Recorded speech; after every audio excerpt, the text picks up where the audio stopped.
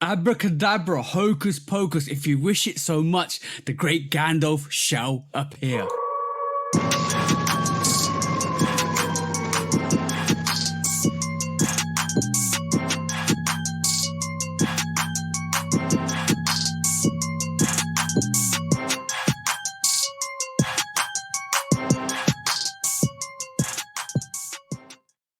Hey, welcome back to the Shootout Podcast, episode 114 with me and the bro 808 Kicks ATL and Cam, the great Gandalf, the Shoe Dragon, is back with us this week because obviously we want him here to all talk about the topics, discussions, everything we got this week, and basically we go through it. But before we actually go into the whole main subject of this podcast, please do like, follow, subscribe, come and chat to us. Let's have a conversation. Let's break it down like we always do. And please do check out the Shootout Podcast on the YouTube channels and all the audio channels, because we're all on the audio channels because we love you so much. We want to give you as much information as possible, and we want to be everywhere so you can reach us. But what we here to do today, bro?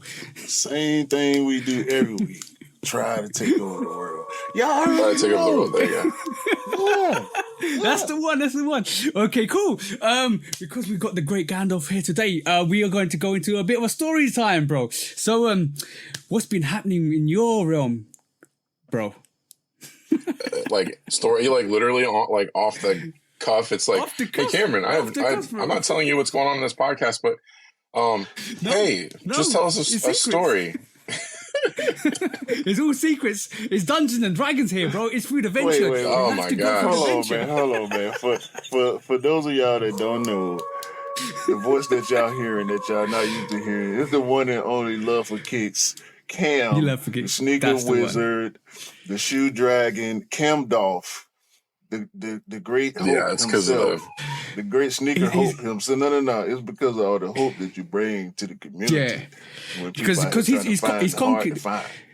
He's conquered the eBay dragon dungeons. He's conquered that. That's no worry. He's conquered the StockX dungeons. That's no worry. He's conquered the DS dungeons. That's no worry. The trade block dungeons. I mean, he ran through them so easy. Exactly. Like, yeah, that's crazy, right? It's all about sneakers and dungeons today. Yeah, no doubt. No, there's actually, it's so funny because the last time I was on here, we went through and we talked about eBay quite a bit. Yeah.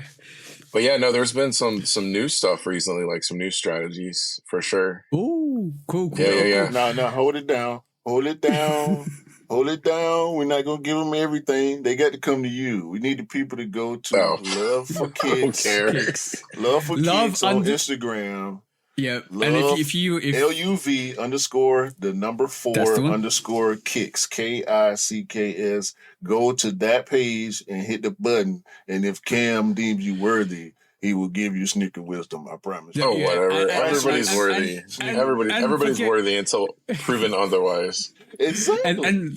And forget about the 20% discounts. Forget about the 30% discounts. Forget about the 50% discounts. If you're lucky, you might get a 70% discount with Cam because he'll show you the tricks and trades. And that's all I'm saying, because you need to go and check out Cam, Love for Kicks. Go and check him out and go and follow the bro as well. Speaking of discounts, as he holds up an off-white Presto.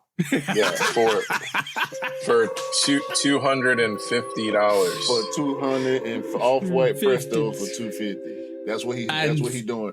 For the audio audience, if we be telling y'all to go check the pod on YouTube if y'all want to see some of the stuff that we talking about. Cam, if y'all can see Cam's background right now, y'all will understand why we hyping him up. We're not even hyping him up. Giving him these many props. No, I'm talking about the other side. Oh, that side? That's all the custom stuff. Yeah. No, funny. I'm like your left shoulder. Yeah. Like that's crazy. And remember, guys.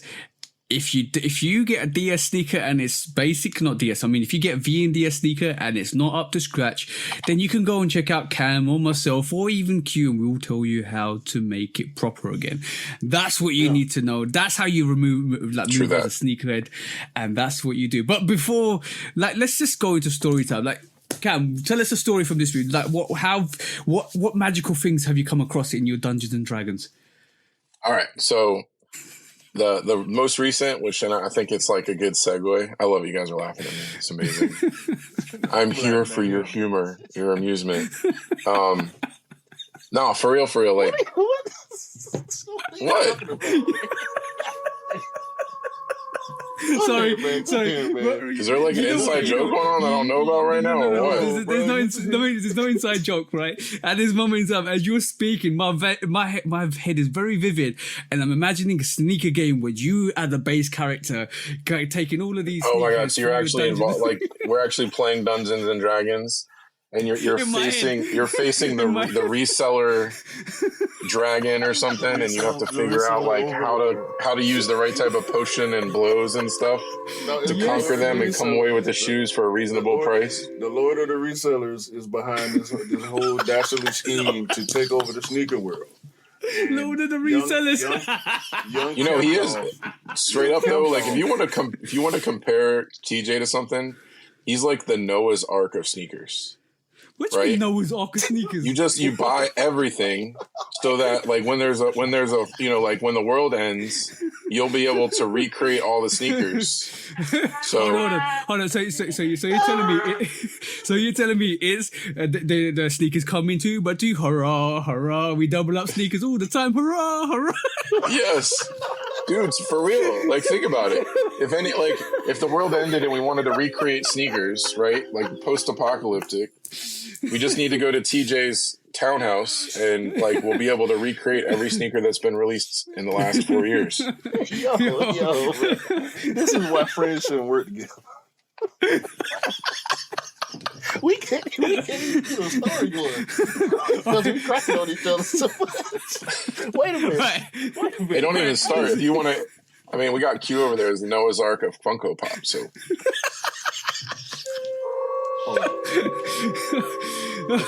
You know what? You ever disrespect my pop collection? Yeah. I didn't. I'm disrespecting you, not your collection. You know, Cam makes it sound like right.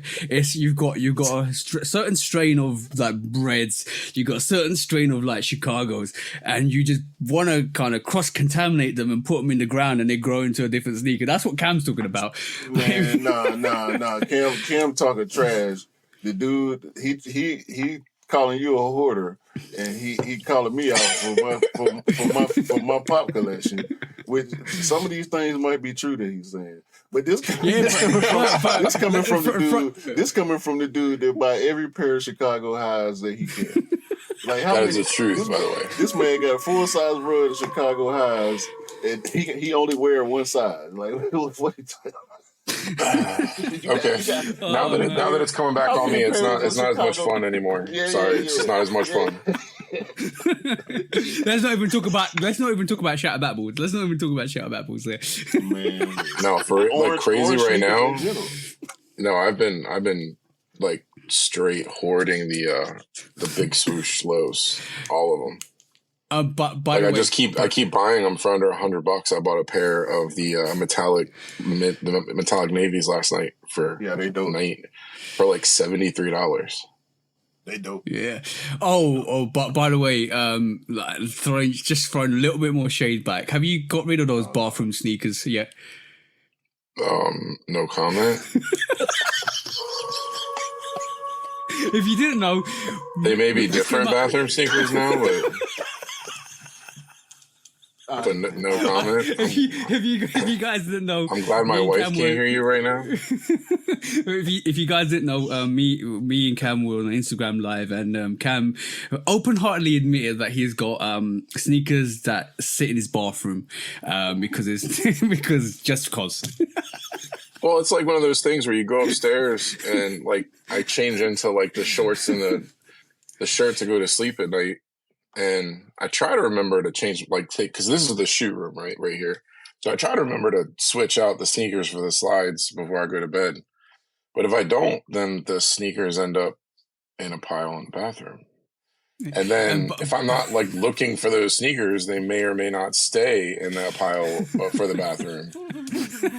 Because I may have too many sneakers and therefore don't need the sneakers that are in a pile. I'm gonna say one thing. Cam's probably got more Jordan 1s and high lows or whatever than any of us any of us in this life. Like, and I thought I had a lot of Jordan 1s, but Cam's got a very, very spectacular collection of Jordan 1s, which is amazing. But yeah, guys, don't put your sneakers in the bathroom, because obviously condensation and water exists in your bathroom, and it'll probably go into your sneakers if they're not rubber, which is fine because Cam mostly has Jordan 1s, which means it's funny because you told me that the last time, and I keep looking at the pile all now, like going, is there any foam shoes in there?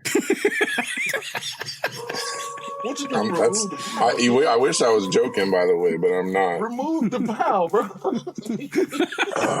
If you remove the whole pile, then you don't have to think about it. It's kind of nice, when you are looking for those sneakers and they're right there in the bathroom. Okay. Any other fascinating stories, bro, for this week? I mean, I wouldn't say it's fascinating, but I found a new website here in the U.S., by the way. Like, this is something that Q probably be interested in. It's called The Real Real. It's an app. I knew about The Real Real. Yeah. So that's where I got the Prestos from. Yeah. So the prices are crazy. Rick Dub just copped something from The Real Real too. I can't remember exactly. He that's how I found out. Yeah, okay. he messaged me, DM'd me on Instagram, and he showed me a pair, and I was like, whoa, that's crazy. Like, I can't believe the price on that. And he ended up asking me, because he ended up copping LeBron 11s, and I can't remember the name of them, but they're like one of those crazy, like, all-around turf shoes. Yeah. That just came out. It was an ACG, wasn't it? Like carnivores or something, like something weird. I don't remember what they were, but anyways, he ended up buying both of those, but he showed them to me and told me the prices. And I was like, yeah, because it was the pure platinum. Oh, no, it's LeBron 10. It was a pure platinum LeBron 10. Was it LeBron? So I know he posted it yesterday. So yeah. I saw that, and the first thing that came to my mind was I got on The Real Real, and I looked on there for maybe a couple of days, and then I kept it moving. Because I think this was around the time when I was looking for the Alma Mater 3s. So I was just checking every platform to, check prices pretty much. So I don't know what kind of stores there are in the UK that are similar to this, but in the US we have like Marshalls, Ross, TJ Maxx, right? Yeah, and when you go to those stores, they got TK. We got TK Maxx. We got TK Maxx. Okay. In the UK. So when you go, it's the same company, to be honest. Yeah, for real. So you go in, you don't actually look for something, right? You can't walk into a TJ Maxx and go, "Oh, I need the blue Ralph Lauren with the custom fit." Like, it won't be there or maybe it will, So you walk into a TJ Maxx and you literally go, okay, well, I'm just going to walk around, and if I find something, it's worth the trip, right? Yeah. So that's the way that I am with all the websites. Is I'm not looking for anything specific. I'm looking for like my size generic, and sometimes it's for trade bait. So there's shoes that I'm getting all the time that I'm not even interested in, but I know are worthy of trades. Like I have oh, go ahead. Yeah, I'm just gonna say you got to be really careful, because basically, we're gonna talk about this in the main topic today. But like some of these, we'll talk about it in the main topic. But yeah, carry on. I'm just gonna throw a caution to it, just in case, just to make sure you don't go too far, give away too much. Yeah, no, I'm not gonna give away too much at this moment in time. But we are gonna get into that. But the main reason why we want to get into it is because we know your experience in that realm is gonna have a lot to provide to the conversation. You know what I'm saying? And a lot of good information that people are going to be able to eat on. Because nowadays, the way it is, it's totally different. So we try to help people realize the differences every week. But I think the conversation we're going to have later on in the pod is going to be a real big difference maker for some people. But I want to raise a quick question with you guys. I found this quite interesting, and it's not to do with the quick strikes or anything like that. I found this quite interesting. Do Nike or any sneakers sell out? And that's the question I'm going to throw to you guys. Just because of the reference, I'm going to. Do you reckon? Yeah. Do you reckon they all sell out? You mean eventually? Dion's, yeah. Eventually, yeah. The Dion's gonna sell out. I guarantee you. No. I guarantee, bro. No, not the Dion's. Not the Dion's. I'm sorry. I mean, in general. Yeah. These Neon 95s sold out, for sure. Yeah, for sure. In the US, there's nowhere in the US you could go and buy this shoe in a men's size off the shelf. Right. Yeah, but I mean, he said Nike, by the way. I mean, he just straight said Nike. That means like every single Nike. I've got an example.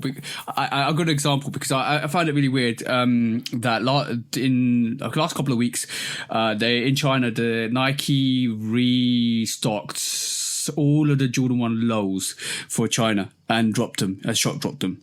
And that was quite interesting. I'm talking about the Travis Scott 1 lows, the Phantoms, the Mochas, all of that stuff that came out last year. They shock dropped them 2 weeks back. And I was like, that's interesting. That's very interesting. Like, why do that? Either they got a separate production run, which is what they're trying to do, or kind of for singularized markets.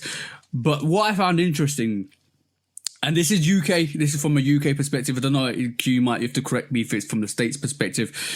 So the Vivid 4s came out a couple of weeks back, and they claim to be sold out on the sneakers app, which I found strange because all the other retailers got them. They sat around for 2 days and then they went all sold out instantaneously. The Olive 5, same thing. There's other couple of sneakers on there that I know. The airships, the pink variation of the airships that we discussed about last week, that's probably the worst colorway, is sold out on the sneakers app, which I'm like, but it's sitting everywhere. Why would that be sold out? And I find that really, really interesting. We're not talking about selling out like the hype sneakers. We're talking about like the sneakers app and Nike almost like falsifying sales, like they're sold out. And I know these sneakers will come back in about 6 months to a year and they'll shock drop them as a weekly exclusive.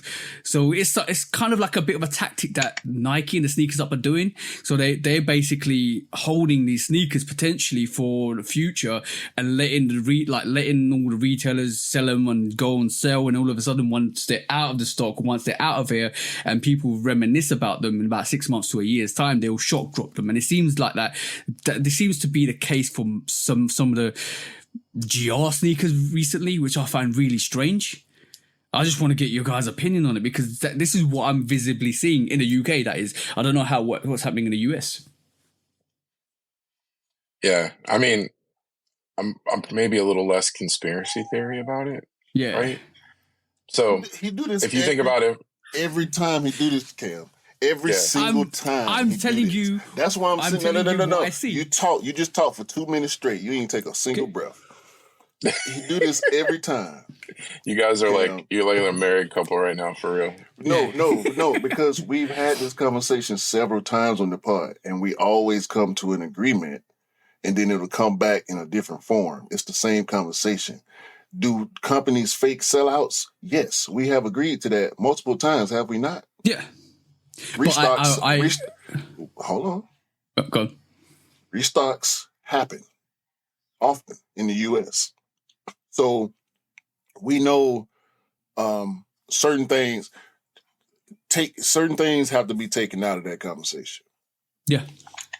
The limited, the Travis, some of the collabs, not necessarily recently, which is one thing that's definitely changed about that conversation is the climate changing has to change the conversation in general, right?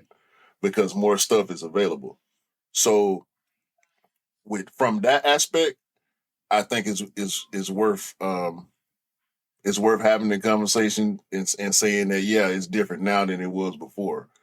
But I say, like we know, when certain stuff come out, you ain't got a chance in hell on getting it the second day. It's over. No. If you don't get it within the first 2 or 3 hours, you waiting. You waiting on a possible restock, or you're gonna have to pay resale. If it's an OG, like a very high sought after OG, you can't even say that for OGs no more. No. I would depends on the stock numbers. If you know the stock numbers, Who knows stock numbers? See, I mean, those are all technically estimates, by the way. Yeah, they're estimate stock numbers. But I would say definitely for collaborations and definitely for very quick strike sneakers or limited sneakers and SBs as well. But if you're looking for like this is for all the reason why I keep bringing it back up is this is for the new listeners that actually come and tune on and listen to us. Is not everything sells out. If it's a GR general release sneaker and you are waiting for it to go on sale, just wait for it, because if you miss it out, it's more likely to restock in the future. So just be cautious of like going in all heads in and saying, oh yeah, this is gonna sell out and blah blah blah. Don't listen to all the propaganda media that the resellers put out there. Just know what you're doing with the market and know what, if it's a GR sneaker, if it's readily available, if it sits for a couple of days, it's more likely to be there in the next couple of months. So just be careful in that perspective. That's what I'm saying. This is why I brought it up. If you want to go with TJ's theory and his line of thinking on that, I completely understand that. My line of thinking on that is, even though this Atlanta Air Max 95 did not sell out, I went in for it like it was going to sell out because I knew I wanted it. And I didn't care about none of the other stuff. You know of course. If you love the sneaker as much as you love the sneaker, and if you're on 50-50 fence, then I'll say, yeah, maybe just wait. But if you really love the sneaker and you want it, just go for it. Just go for it. Yeah, that was me on the Stussy Play 89. Yeah. But bro, thing if is, you want to play chicken, you can. But like, and I know you can speak to that, Cam, because you play chicken a lot with new releases. I do now. I definitely do. Like buying new. I don't like buying new because it depreciates, and then you end up in the same situation where, say I buy a GR, right? And I pay full price for the GR, and then I see it on eBay 6 months from now for like $80 to $100 less than the GR price, and they're like 9 out of 10 condition. If I would have asked my 6 months ago past self if you would still buy these, knowing that 6 months later you could get an $80 discount for a 9 out of 10 pair, 100% would wait 6 months. So that's what I've been doing a lot more, especially with the climate. The only time that I go on sneakers to go after something is if I really, really want it. And I have an example. Like, I fell in love with these the first time I saw them. Right? Yeah, it is. And so I went for these, and I think I could get them pretty cheap. Just for the audio listeners, what did you pull up? Oh, Jesus. I don't remember what the whole name is, but they're the Dunk SBs, and they're like the City Walks, I think, or something. Yeah. I think they're City Walks, but they've got like the really cool canvas patterns on them and everything, and then they rip away, and there's red and orange, and it's suede underneath as well, which is awesome. Yeah, no, these were amazing, but so I went for those on sneakers just because I really wanted them. Yeah, but the reason why we both, me and Q, both wanted those Atlanta's 95s was because we thought they were going to be limited. Because it was like a boutiques exclusive and all of that stuff. But case be it wasn't. It was a mass produced sneaker, which is good for us because it means everybody copped. But yeah, you got to know. I don't know how mass produced it really was because it only released here.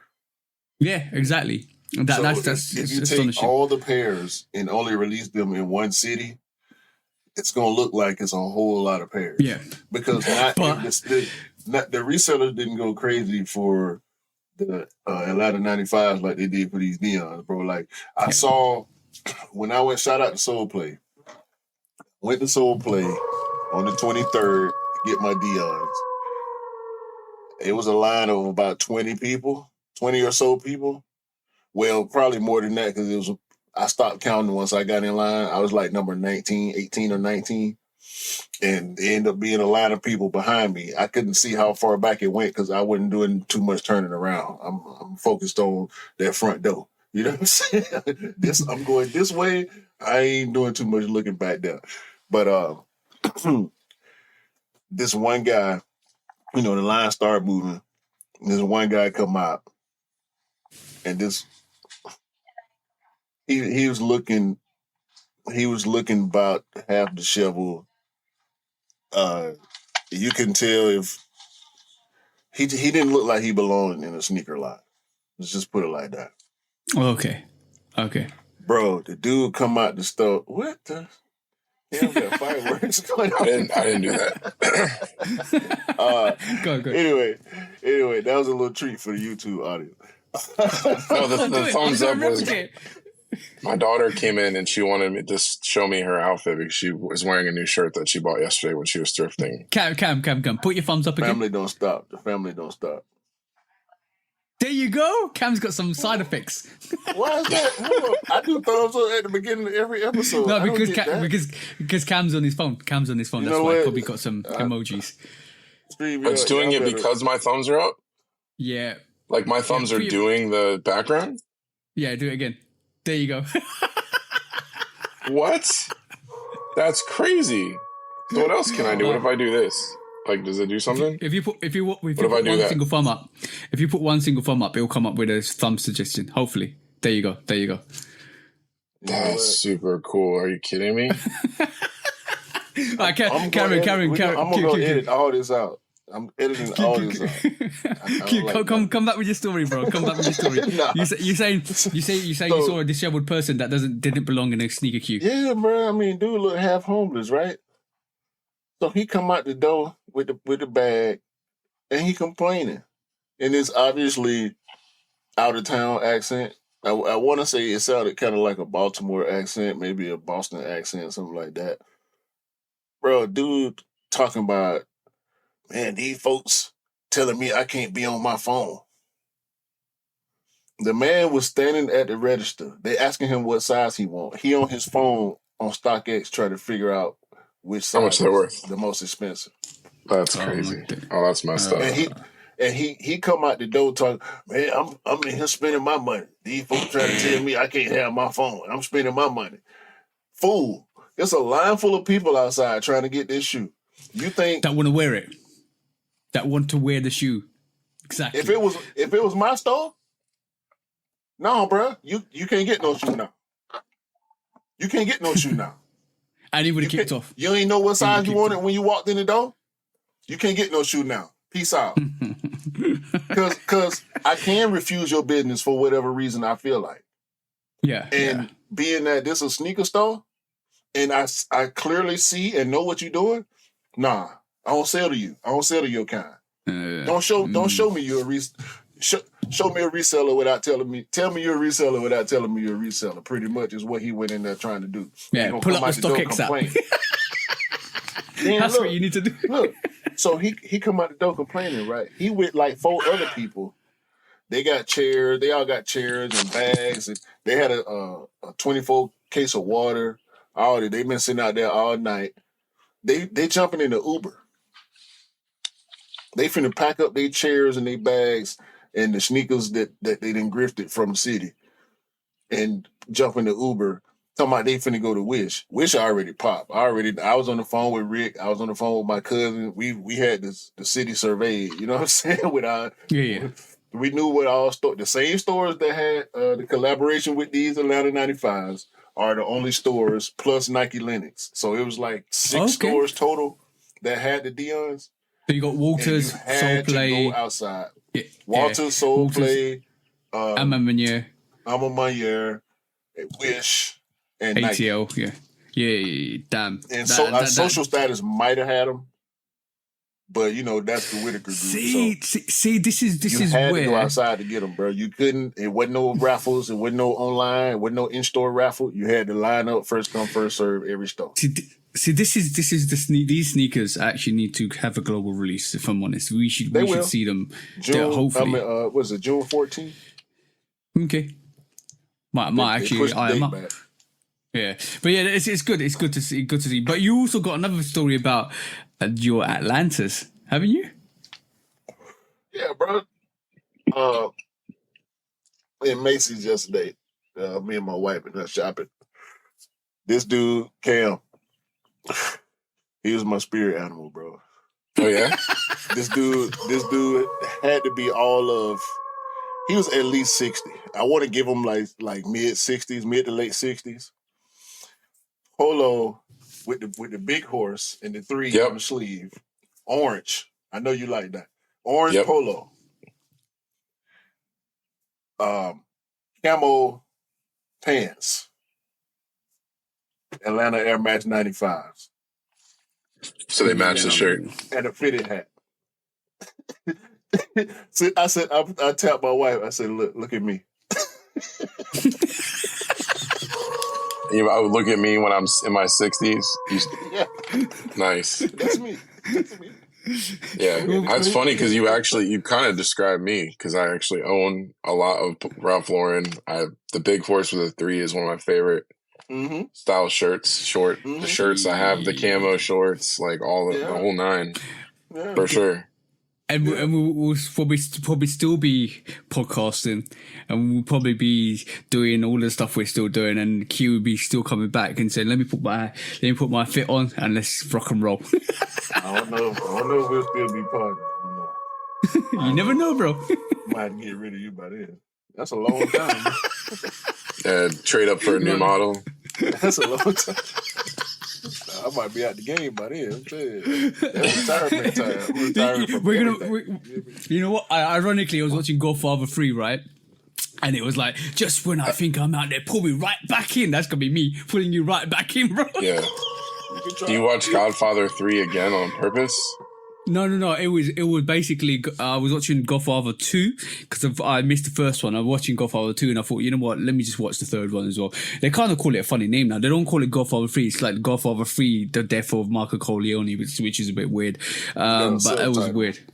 Yeah, no, it wasn't subtitled. It was legit, like English, everything. But it was weird. I find it's the least favorite of the Godfathers. Godfather 2 is classic.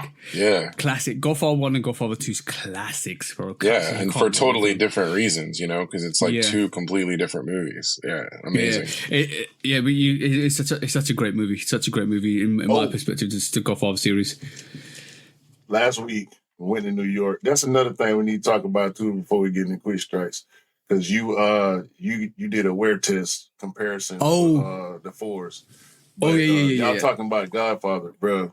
Me and my wife went to New York last weekend and we saw The Wiz on Broadway. Man. It's probably really good. You talking about entertainment, bro? Oh my God. Deborah Cox played Glinda the Good Witch. Wayne Brady played the Wiz. Listen, bro. And bro, I don't know none of the other cast members. Y'all have to forgive me. The whole cast was dope. But the Tin Man, bro, that man put his life on that stage, boy. If y'all ain't never seen a live show, if y'all privileged enough to be able to make it to Broadway. And I got to once again shout out my wife, because I would never thought I'd be going to see a musical or any play on Broadway. But I've seen 3 now. You know what I'm saying? Yeah. Entertainment, bro, at the highest level, bro. Live. I'm talking about live, mistake-free entertainment every time. It's some of the dopest art I've ever seen in my life, bro. So you can't take no pictures. Ain't no pulling no phone out. Ain't no nothing. They'll kick you right up out of there, bro. This is straight for your eyes and your ears only. I mean, life. Yeah, I had the same. Right. I had the same experience. I had the same experience when I see the what do you call it, Jackson 5s. I think that was here, or the Michael Jackson theater production. Huh? What do you mean? What you talking about? I'm talking about theater, like live shows. We went to see Michael Jackson. No, I thought you were saying you saw Michael Jackson live. No. There's theater production for Michael Jackson's career. I wish. So saw that. Also saw. There's a concert between him and Tupac. Yeah, I was. I also saw what do you call it? Africa, which is dope as well. Circus du Soleil is a dope. You got Q going, bro. You got Q absolutely going. You need to stop, bro. I think what was the best one? I saw Motown as well. Motown the musical was quite dope as well, because they went through the genres as well. So yeah, if you guys ever get a chance to go and watch anything in the theaters, it's well worth a watch. It's a totally different experience to watch. Yeah, I've been seeing this stuff since I was a kid. So yeah, my Allison actually has season tickets to. They have something called Broadway Across America. Mm-hmm. Where they do Broadway caliber shows and they travel. So we have a place called the Chrysler Center, which is in Norfolk, which is a pretty big city in Virginia. And so her and her friends have tickets. They go like once a month. Let's be honest. Let's be really, really honest. Would you go and see a theatre show if it wasn't for your partner? I wouldn't have. I wouldn't have either.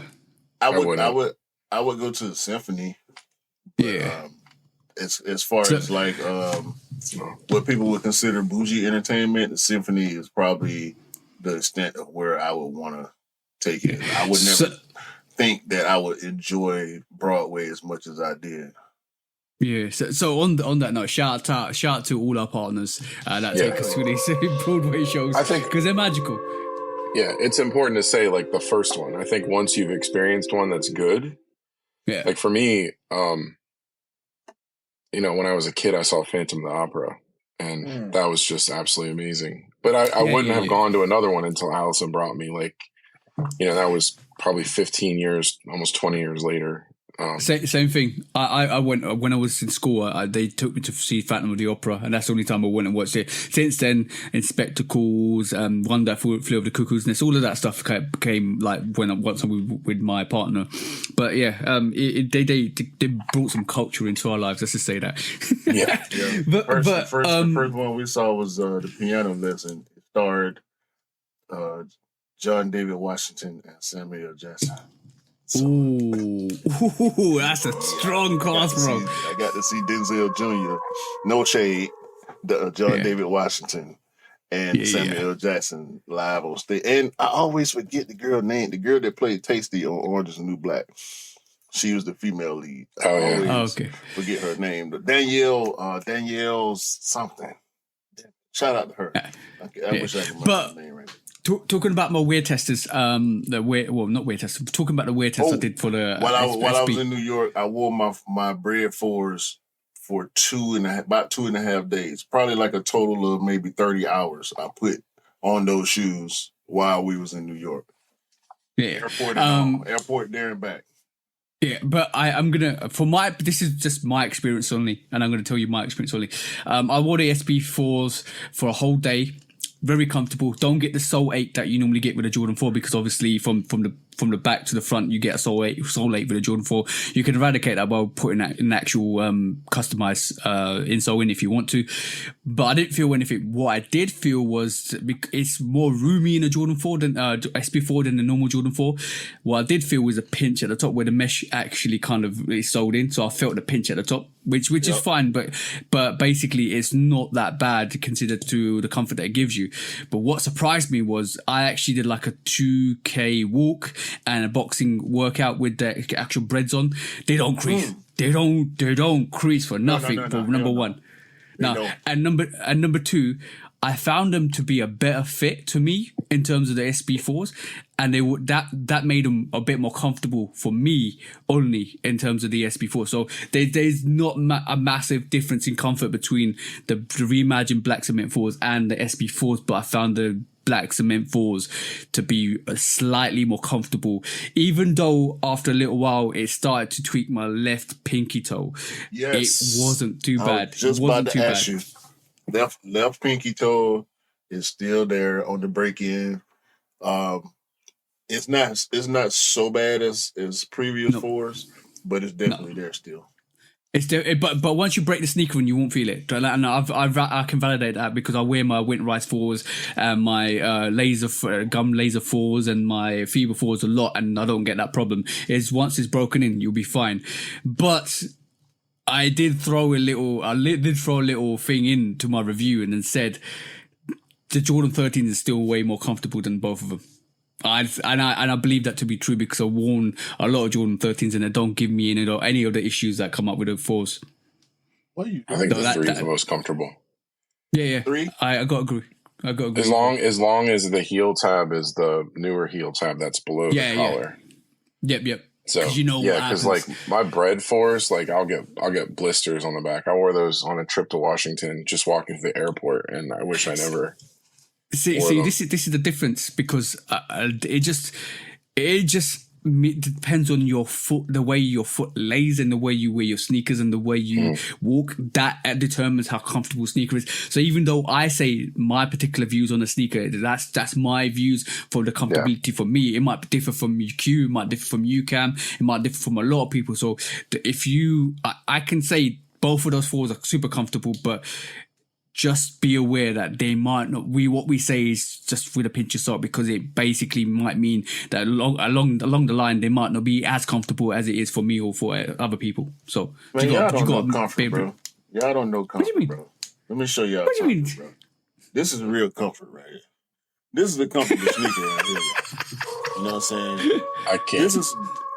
This is what a real comfortable sneaker look like. So y'all don't understand fashion. Hold on.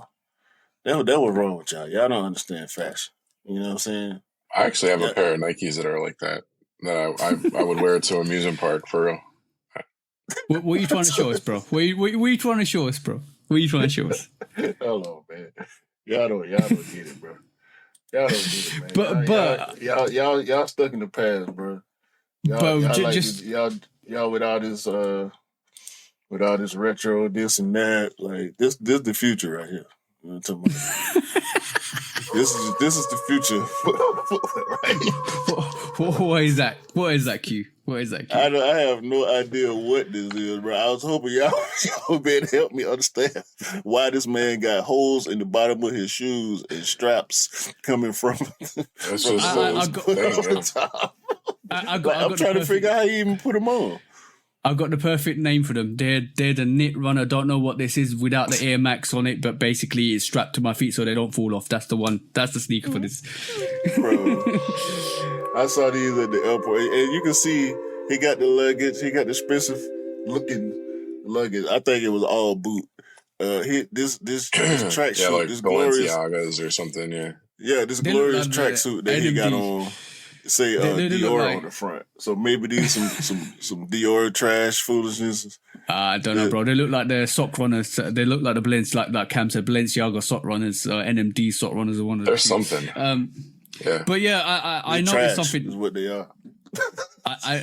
Yeah, definitely. Like they say, one man's trash, another person's treasure. His treasure, or another man's treasure. So, well, some people's trash is other people's trash.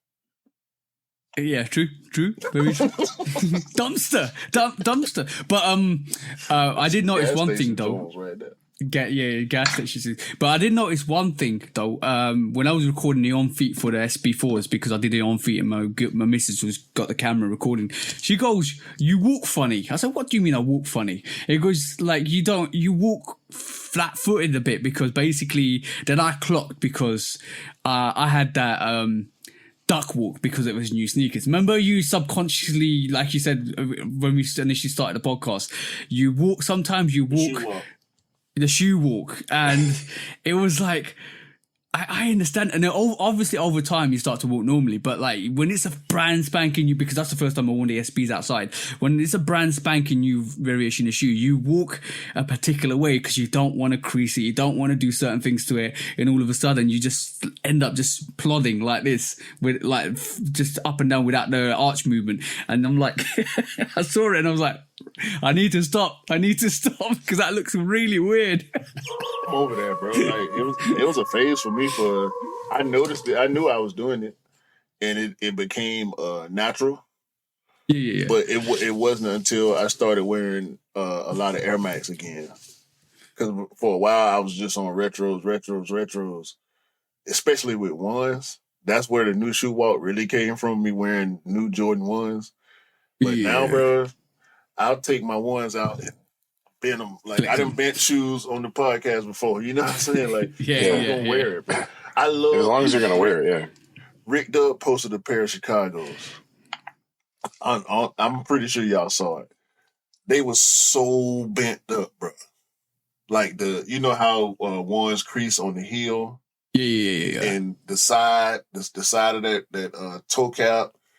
Like, and I'm looking at the picture of his wrinkled up ass Jordan 1s, Chicago's, and 3 years ago I wouldn't have felt like they were as beautiful as they are. Bro, like I feel the same way. I can't wait to, the midsole is starting to yellow on my royal toes. I can't wait till they get more yellow. Bro, I had the same I had the same feeling with Jordan 5s, especially when the icy outsoles. And I was like, I'm going to keep them icy. But now I'm like, nah, that's a rite of passage. When they like yellow out, they look beautiful. And especially like when they age them out on purpose, like the Jade Horizon 5s. Beautiful. They look absolutely gorgeous. But I'm in year 5s. But bro, I need to know what topic will you take, or what topic of sneaker would you take to the gas station? Say what? It means so basically this little side segment that we do every time we get somebody on, because when you initially first came on, we didn't have the same subject that we have now. The gas station sneaker is a topic gas station sneakers or gas station topics is something that you take and leave to the gas station for everybody else because it's so horrendous. So what would you put in the gas station today, bro? You never seen gas station sneakers before? Like you go in a little gas station, they got the bootleg Nikes and Yeezys. Yeah, I know. I totally know what you're talking about. I've never seen them here. So, but you have seen it before. I've seen Instagram things of it where it's like the fake sneaker. It's a real thing. It's a real thing. It's a real thing. I see gas station sneakers all the time. So what sneaker that came out from whatever brand would you relegate to the gas station? Relegate. Dang. That's a hard one, man. It don't even. If I said Air Max 95, would you start crying? No. We might kick you off the consider podcast, kicking you off the podcast. I'm just kidding. Oh my god! So like, it has to be a sneaker that I basically despise. Sneaker or a subject or a anything that you despise. Could be a discussion, something about the culture. So if it's cultural, it would be, and this is going to sound crazy, it would be the Jordan 1 Trophy Room High. Ooh. Because that is actually, to me, Marcus Jordan still has not gotten over the stigma from backdooring that shoe the way that they did. Yeah. So will I ever own that shoe? Like literally, and being a Jordan 1 fan and a Chicago variation fan and everything else. And you guys know this already, so I'm just restating the obvious to y'all, but I will never, ever own that shoe. Ever. Ooh. Let's just say shots fired if I can. Yeah. So like that, if you think about it from a cultural perspective. Yeah, that's it. That's it. This week's gas station sneaker is the Jordan 1 Trophy Room with the blue laces. Hi. With the blue laces. You gotta have the blue laces. The friends and family? No, because the friends and family was supposed to be backdoored. Like, that's the whole point. It has to be the regular release. Yeah. Facts. We putting blue laces in there too. All the fake blue laces that people were selling on eBay I know, for $100 without the shoe. We're going to put all the fake laces in there, all the fake trophy room ones, all the real trophy room ones that got backdoored. Just sit them neatly in the gas station in front of the Cheetos. Ironically, I saw somebody wear the trophy room ones, and they were absolutely beat to shreds. I'm talking the trophy room one highs. Fake. Yeah, that's what I was thinking. Like, and they were so badly beat up. I'm like, if I had trophy room ones like that, I would treasure them. Like, I would treasure them and make sure that I wear them on special occasions, not on a regular day when it's raining down and it's all muddy and dirty and all of that stuff. I was like, nah, they're probably UNC off-white ones yesterday. People beat their shoes, bro. We don't. It's okay. Yeah, that's true. But there's definitely. I have my not for resales are like, I wouldn't say beat, like in the sense that there's heel drag going through them or whatever, but I wear those. I've worn those like in every occasion known to man. And actually my Travis Scott fragment lows, those definitely get a lot of wear. Yeah. Well, these might go to formal sneakers, the neutral gray lows, not the 85s. Beautiful. Bro, look, they're beautiful. That's the dirtiest they've been. That's beautiful. And they don't even crease. Ketchup on them or something. No, that's mud. of mud. Yeah. It looks How do you get like bro. one little dot of mud? I don't care, bro. They don't crease. That's the thing. These premium, like the quality on that is absolutely beautiful. Because when I put my foot in them, they gonna do that. Yeah, So I mean, creasing is not a bad thing. It's like weird creasing. You know what I mean? Yeah. So I was actually wearing these yesterday. Yeah, this pair right here. So I was wearing these, the Chinese New Year's, yesterday. I've actually, for whatever reason this week, I really liked them, so I wore them a couple times. I don't know if you guys can see it, but there's a weird ass crease like right there. You fit them. Yeah, and it's because this is like a kind of a nylon material. Yeah. So but basically, but yeah. So I mean, crease. Yeah. So if I could go back to crease free versus that, then yeah. And would I do that to these? Hell no, because of the nylon. I get that with I haven't tried anything yet. I just literally noticed it yesterday when I was wearing them. So I get but that.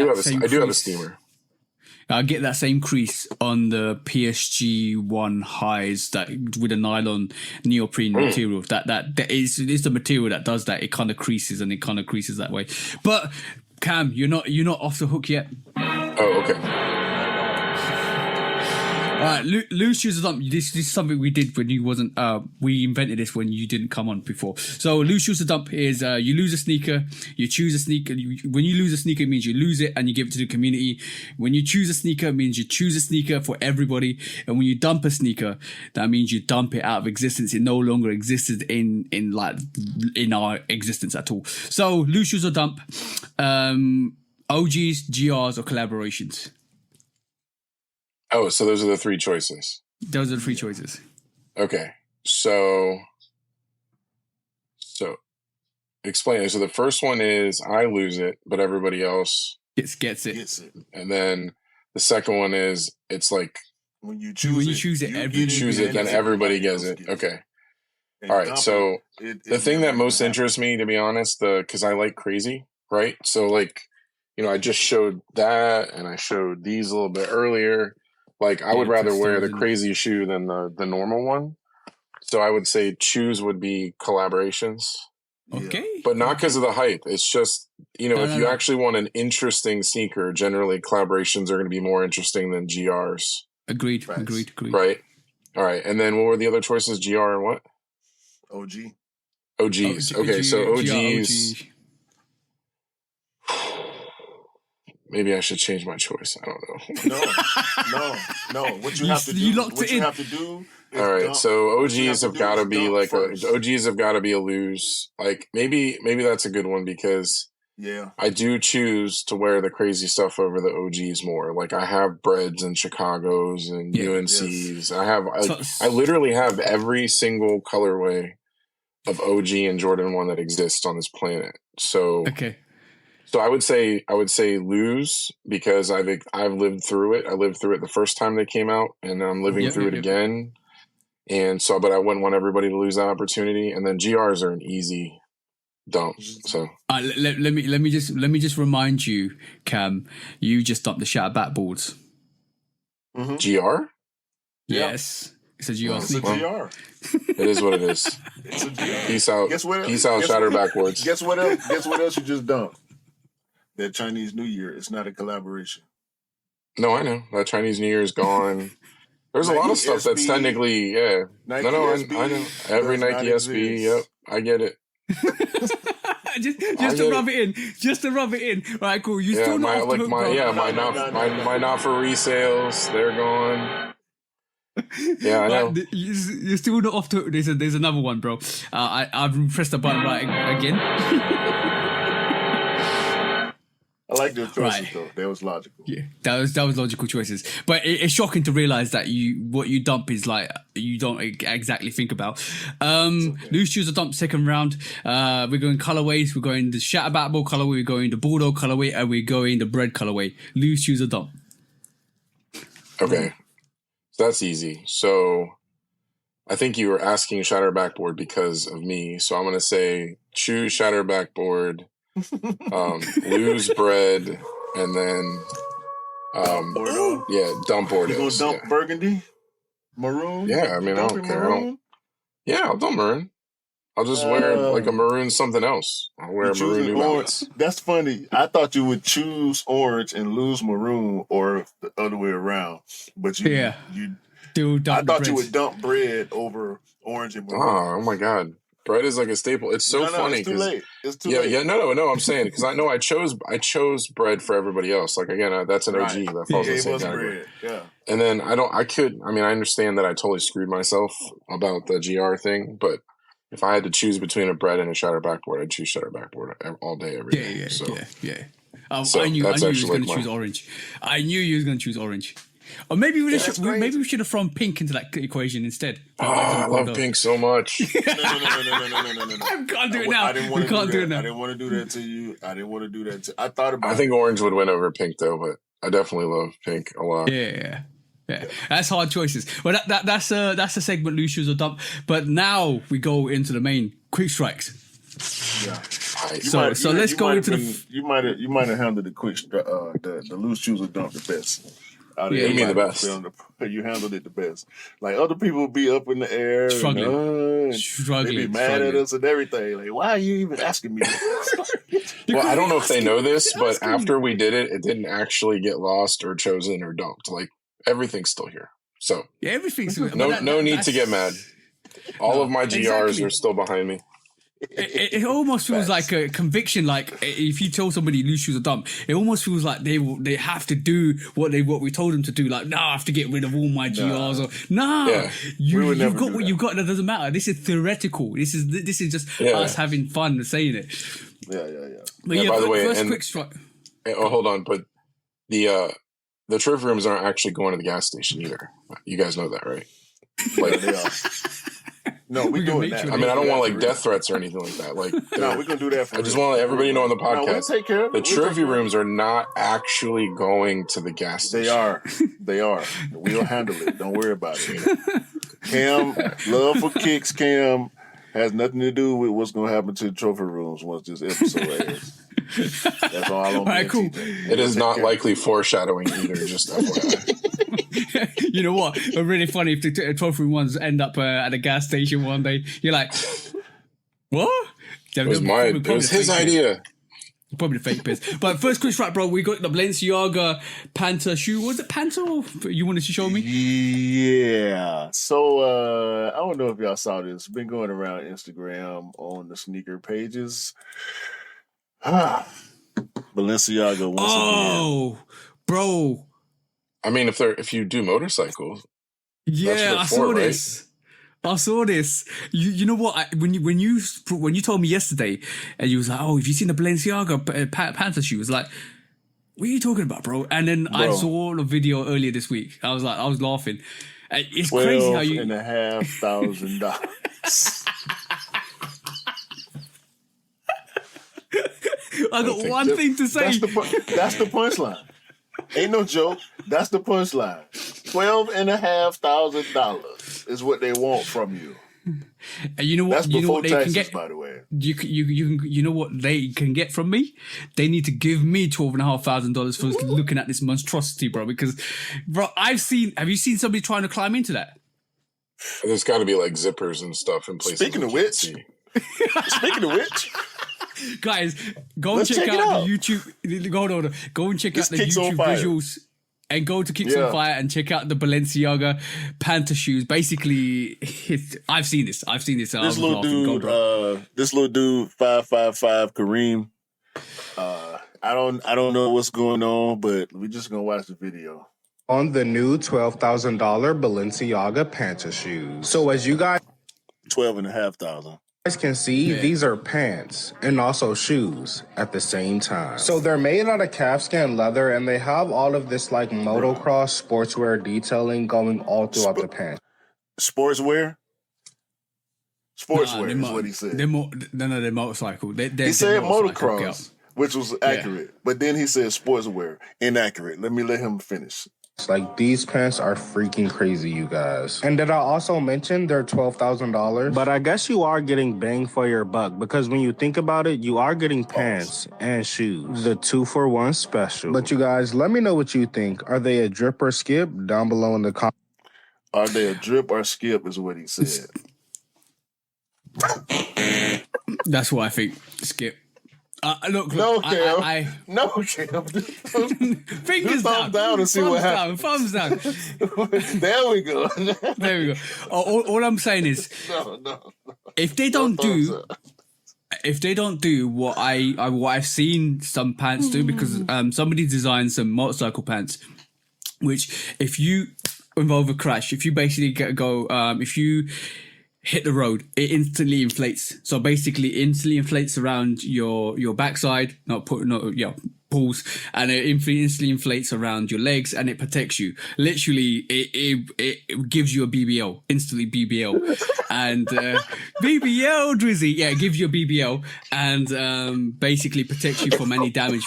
As soon as you get off the motorcycle and hit the road, it instantly inflates, so you don't have that damage. But if they don't do that, your backside is crazy. Yeah, I've seen, bro. That's a new innovation, because they're making airbags for your motorcycle, which is great. Those, yeah. The ones with the big back plates and stuff like that. Yeah. And if that Balenciaga doesn't do that, look like that. No. Get them out of it. Get them out of it. This is like mischief-ish. This is biting mischief, I think. To be honest with you, yes. Slightly, this is definitely mischief-ish. The high fashion brands bite more than anybody, bro. Oh yeah. Of course they do. We know that already. That's $12,500 for that, or $12,500 for nah. But wait, you can't there's more. Oh, bro, what? But just this silhouette inside of the dust bag, that's a crazy shoe. It's Balenciaga, so you know it's gonna be crazy. You guys, these shoes are insane. Like, are y'all ready for this one? This dude is y'all aren't ready. Hallelujah, hallelujah, hallelujah. Holy. No, these look even more insane on camera than they do in person. Like, my God. You guys, look at this shoe. Look at these lemon pepper steppers. Totally worth $1,000. Totally. Let's see how they look on feet. $1,000. What? Look. Y'all cannot tell me It's not even all the way in it. All spring, summer. Look at his fit, dog. Yo. Take that off the screen, bro. No, his heels are coming out the back, right? Look at him, bro. If he approached Noah's.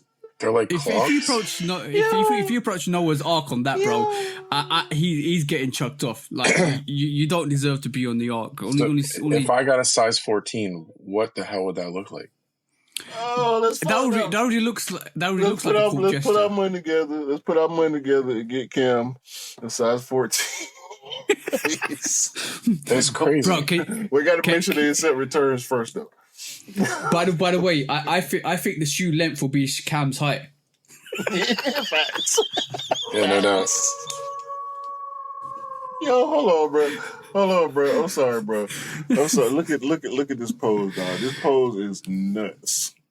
Oh my God, that might be the thumbnail, bro. No cap. No, forget about Noah's Ark. That's Noah's Arch, man. Seriously, that's Noah's Arch. Noah's Arch. Oh shit. That might be it today, bro. All right, man. All right. Okay, cool. Let's move on to the next quick strike, bro. We know Omi is being sued. Was sued. Lost. He lost the court case, and he now owes Nike $8 million, which is crazy, bro. I'm gonna pull up his designs, because I just want to represent what his infringements were first of all. which is the most craziest thing. Like, he did basically. Who's the other guy that actually him and Kai. No, Him not and Kai. Started. The dunks. Who did the dunks? John Geiger. John Geiger did the dunks, yeah? No, Geiger did Air Force Ones. Warren Lotus did dunks. So Warren Lotus did the dunks. And Warren Lotus took his spanking and bowed out. He didn't want no smoke with Nike. But Ami, he act like he was with the shits. And yeah. But it's ironic. It's ironic that he's taken a lightning as well, which I'm surprised Cool Kai found a court case at him as well, bro. No, him and Kai started together. Oh yeah, you mentioned so that. When they separated, they both still used the lightning bolt. So they both got sued at the same time. But for some reason, Ami has lost before Kai. So what does this mean for like Cool Kai, Bape, which is actually still going through a court case, and we just seen last week when Retro Clothing has got a cease and desist or a infringement right against their assassins and stuff like that. So what does that mean for people like that? It should mean that they get sued and lose, which is what they should get. They should get sued and lose. The patent is on all of the panels. Yep. So, I mean, it is 100% a patent violation. 100%. So, unless there's some creative way of getting out of the lawsuit, I mean, they're all screwed, pretty much. Technically, Bape too, but yeah. We know the situation with Bape. That's still coming through. That's still going through the courts. I thought Cool Kai had settled. He's still dropping sneakers, so I doubt it. Nah, yeah. There could be a royalty now, though. You never know. Like part of the court case could be that he has to pay a certain percentage to Nike if he sells shoes or whatever. I'll be cool with that. I'll be 100% cool with that, depending on how much it is. As long as I'm still making good money, I'm cool with that. Run it. Yeah. Yeah, true, very true. Because, I mean, $8 million, that's a I don't know. I don't know these guys' lives or hold on, let's do this. I don't know how these guys move or what, but if you look at their Instagram, they look rich, right? A whole bunch of jewelry, expensive cars and expensive clothes, designer, this and that. Mm-hmm. So they look rich. They $8 million. You can look rich for less than $8 million. Bro, we know Instagram's a deception anyway. So people, to some people that seem as though they're rich, not rich. It's dudes out here sleeping on their mama couch and they look rich when they go outside. Yeah, 13-year-old. I mean, I rent this place. Balenciaga now, so that's the facts. Yeah, there's this guy named kids. There's this guy named William Randolph. And this is his house. So I just rent it whenever I go live.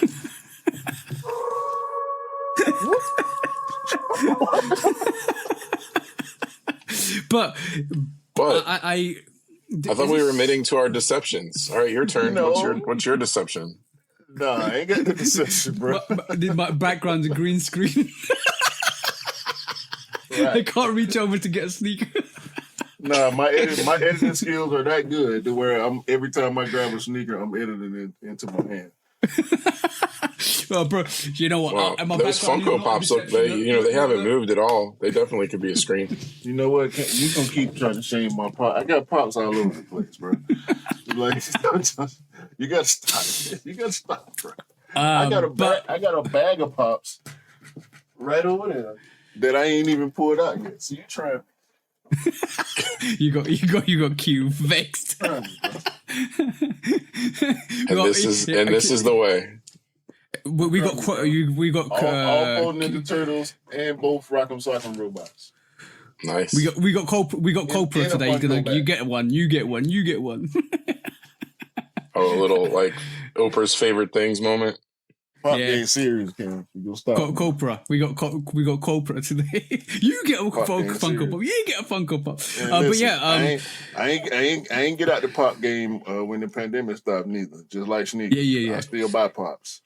Exactly that. But I think Nike made a big statement, especially with that 8 million payback. So it's going to be quite interesting to see what happens with other collaborators or other people who infringe that trademark.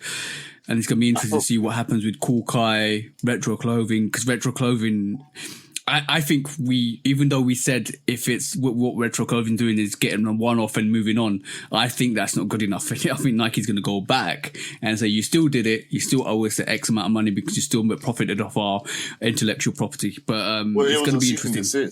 So all they got to it was do a cease and desist. is abide by that, and they should be in the good. The problem with Ami and Kai is they kept producing products. You know what I'm saying? Yeah. But Retro Clothing looked like they might do it, but might be doing, what was that? The Supreme variation? What was that again? I can't remember the name now. Supreme. And they've got another Assassin 2 potentially coming out. So, but they ain't stopping. Yeah, they're not stopping. They're carrying on with what they're doing. But like, ain't the Supreme is the Assassin 2, I think. Okay. I thought it was separate, but but like we said, Fox might be getting on board, and with that court case, it might be a bit more serious in like terms. But yeah, obviously that Bape situation. But there's a lot. There's been a lot, and it's come more. There will be more innovators trying to hit that intellectual trademark or trying to buy into this and profiteer off this, and they might not get a cease and desist in the future. They might just get okay, we're coming for you now because we've just hit Omi in a Hellcat with a $8 million loss, compensation fee. So, mate, it doesn't look good. It doesn't look good for anybody that's innovative, like trying to reach that market or trying to kind of be an entrepreneur. But yeah, that being said, let's move on to the next quick strike. We saw Nike basically. You probably shed more light to this, bro. Nike are basically getting rid of. There you go. Go back to your one. Nike are getting rid of 740 employees from the Oregon headquarters before the end of June, which is crazy, bro. So what's going on with that, Q? And we saw it coming. We heard about it, but now it's What's happened to? Let me get this off this goofy website I was on. Yeah, bro. So I suddenly feel like I need to get Verizon. I don't know why.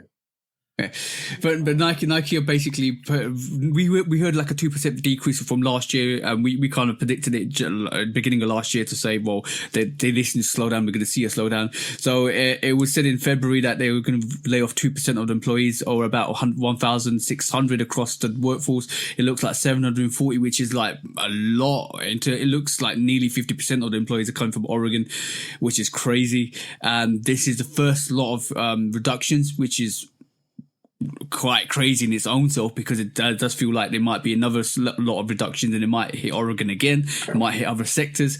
So it does look like Nike did say, we're going to involve ourselves in innovation and marketing. We've seen that with the Paris lineup for the Olympics, and it does seem like they are getting rid of a lot more employees.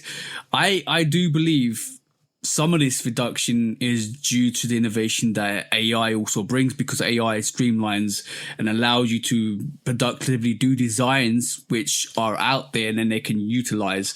And it means that you don't need the same kind of designers to do, all the same sort of staff to do what they're doing.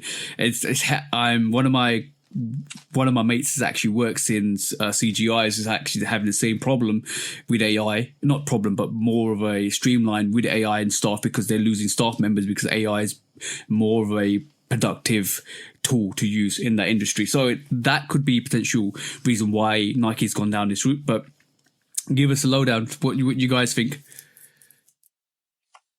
So, I mean, just pure corporate strategy, right? It's like, forget the why, I guess. Yeah. So anytime that a company is not making as much money as it should, so just keep it super simple. And it's a publicly traded company, right? So Nike is on the stock market, right? US Stock Exchange. So to continue to provide value to their shareholders, they have to figure out a way to take the money they earn and still give the dividends that their shareholders are looking to receive. Mm-hmm. And the only way to do that is to reduce overhead. Mm-hmm. Overhead are people, and then people cost more than you think, because every person has a salary and has fringe benefits. Fringe benefits being, their 401k, their health insurance, so on and so forth. So it is a super common strategy, even to a fault, because sometimes there's companies where you manufacture or you design and you lay off a significant portion of your workforce so that you could still make your margins. And then later on, when your work ramps back up, you need to bring people back, and those same people are not there anymore. They're off getting other jobs. And so you end up with green labor, and then you're not creating as good a product or as fast or as efficient. So, but yeah, it is a corporate strategy when you need to keep your margins to lay people off. So I think that's what it is. Like, I think that's more than anything the reason why, personally. Yeah. But I totally agree with you, Cam. But what we're finding at this moment in time is not even in sneakers, in a lot of industries, the AI revolution, and we're calling it a revolution because we've gone through phases of different revolutions through our humanity. This AI revolution is allowing more of a streamlined approach to staff as well. And I'm not even in the sneaker industry. I'm not even talking about sneaker industry. Oh yeah, no, I get that. Yeah. Stop saying it soft, bro. You said it right, and then you changed it. You corrected yourself. You should not have corrected yourself. That's a problem. No, it is a problem. Right, it is a problem. But it is a problem for the people that work in the companies, but it is a solution to the bigwigs, let's just say, people high up, because it allows them to be creative without the need to have the staff backing to do it. And so in some circumstances, it allows you to streamline your workforce, and to allow you to streamline your workforce means you save, like you said, the initial cost. So what we will find going forwards is this whole transition with losing staff might not degrade the quality of the product. It might allow more innovation in some sectors, because AI allows you to, if you have the right personnel in place, AI allows you to manufacture and develop and design unique stuff. And we've seen that last year and the year before. Ironically, it's not technically unique when you consider it. It's just unique to a human. Exactly. Because they can't take every example that exists over the last whatever and put it into one and then combine it into one. So like Q, when he does music, part of his music is going to be based on his experiences and other music he's learned. But there's going to be this aspect of his music that is like materializing in his brain at the moment, and nobody else could come up with that other than him. If AI wrote a similar song to Q, it would be based on every song that exists, right? And therefore isn't technically unique. It's just a unique combination of what already exists, which is still kind of what Q's doing, because again, he's influenced by what he's already listened to and his experiences. It's replication in some form. But yeah, so it's definitely interesting. The human element, bro, can never and should never be replaced. When it comes to creation in all forms. I'm talking about, and we talking about sneakers, right? And back to the layoff part of it. They finna gain so much. We talking about Nike. Think about all the employee discounts and all the products and all the corporate expenses. A lot of them people got expense accounts, and a lot of them people take flights and drive cars and have credit cards that are paid for by Nike. You know what I'm saying? So, and Oregon has probably the higher cost of living compared to other locations that Nike has offices and stuff. And let's just say a baseline AI product is, say for us to get a baseline product is probably like £500-600, but it's not as equivalent to something like Nike, who would actually get a baseline product for say 20 grand or 30 grand or even 50 grand. But with one product, you don't need the potential of 10 staff, which is 10 times the value of that product, which therefore, and not including the benefits, I'm talking just the wages, therefore that justifies using that AI. Yeah, I kind of feel like product lines like ISPA would still need humans, because that's more like art. But then I think the retro colorway concept, like Jordan 3 is still a Jordan 3. It just comes out in a new color variation. I think that would actually benefit from AI over a human, because the AI would be able to understand based on what's being purchased what colors are the colors they're going to sell the best, and probably even which variation, like what panels need to be what. Like, for example, the Amon Meniere 3s that are coming out, like I absolutely hate them, but I hate them because of the colors where they're located. So I hate the dark elephant print with the light upper. It's a right? mock-up, though. I know, but I hate it. So hopefully it's the opposite. What I'm saying is, Right. if they reverse them, I would really like it. So if the upper was the maroon and the elephant print was light, then I would really like them. But all I'm saying is, like, AI may actually recognize that there's more people like me that like, hold on. Think about this. All maroon Jordan 3 with gray elephant print. Yeah, that'd be dope. Oh my! I think there's something similar coming. Like the maroon 5, but a 3. No, yeah, like, I think there's something coming. I've seen something. I think that might be coming. This and maroon, but maroon. This with maroon. Yeah. But you know what I'm saying? But then this part maroon is weird. It don't look great. No, it don't. Just me. I'm gonna. See, the thing is that I agree with you, Cam. Not if it's elephant print. If it was just suede, I think it'd be cool. So I totally agree with what you're saying, Cam, because like human innovation, I think, is at this moment in time far superior than AI. What AI does to you is collaboratively tells you what the trend is and what direction to go. And some of the clips that we do for the podcast, it allows us to do that when we clip up stuff for the podcast. But you won't have the element of like the Tinker effect or the Kanye effect or some stuff like that. That is something that needs to stay in the human realm. That's what I'm saying. That's why I used ISPA as an example. Like, anybody knows ISPA, it's like the bougie. It's like Y3 of Adidas. It's just like the bougie designer, supposed to be like your Balenciaga competitor. The shoes are always like $400 when they first come out. And they're crazy looking, like absolutely crazy looking. The ones that dropped they sold out. Yeah, no, I think I would get those if they went on sale. Those were cool. They were really cool looking. I actually like those. But they're crazy. But I don't mind crazy. I like crazy. So. But talking about redundancies, or people that leave in Nike, it looks like Dylan Rash is basically, who was a Nike Air Max creative director, is leaving Nike after 14 years.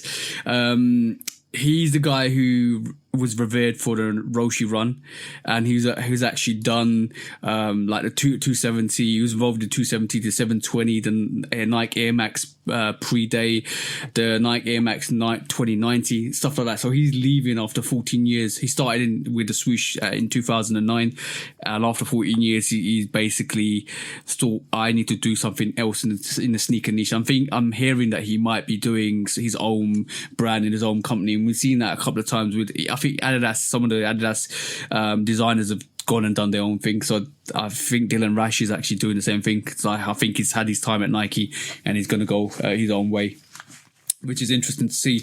That could be foreshadowing what he thought was going to happen at Nike anyway by them making the redundancies. So he's left before that. Before he had the chance to get sacked, I reckon. But it's interesting. Yeah, I'm not sure. Yeah, I don't know if he would have been sacked, but it could have been like his staff was sacked, and like this could be in protest kind of thing too. Mm-hmm. But he's announced his departure, which means like we would be interested to see the direction Nike takes going forward as well. But I don't know if it would be bad. He ain't Tinker. Like, no. I mean, the 270s and stuff were huge. Like, they were huge. That's what I was about Nike. to say. He got some hits. But now, no. Like, if you think if he's the Scorpions, for example, right? I mean, if he's the reason that Scorpions exist, he's the creative director. Not necessarily that all the ideas were his, but if it all happened under his watch, he's been creative director for 14 years. He got the 270s. He got Vapor Max Plus. He got bringing back the OGs. The Roshi was huge, by the way. When it came out, it was huge. Roshi was trash to me. It was always trash to me. I never understood why people loved it so much. I feel the same way about the Roshi as I feel about the 350. Yeah. Those are two sneakers where I'm like, why do people, and comfort, you tell me comfort cool, but don't tell me they fire. They not.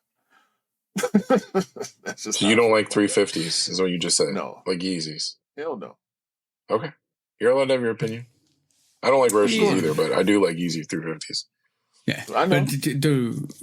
We all know the 350 was based on the Roshi, but yeah, it is what it is. So that's quite interesting to see. Let's just see how Nike lays its land in the next 2 to 3 years, because it'll be interesting to see what innovations. And we've seen the innovations with the Paris Olympic lineup, which is crazy. I think some of the innovations will look dope on that. I'm waiting for the Pegasus Premium as well, which is coming out next year. I think that's a dope sneaker in silhouette. So yeah, I'm looking forward to the innovation and marketing tactics that Nike's going to do going forward. So I want to see how it plays out. We can't judge. If that Pegasus Premium is him, then yeah, he can brag about that one. Yeah, but I'm like I said, that Pegasus Premium is something I'm definitely looking forward to get next year. But yeah, moving on to the next quick strike. Last but not least on the quick strike front, we've got the Nike Cult Classic program.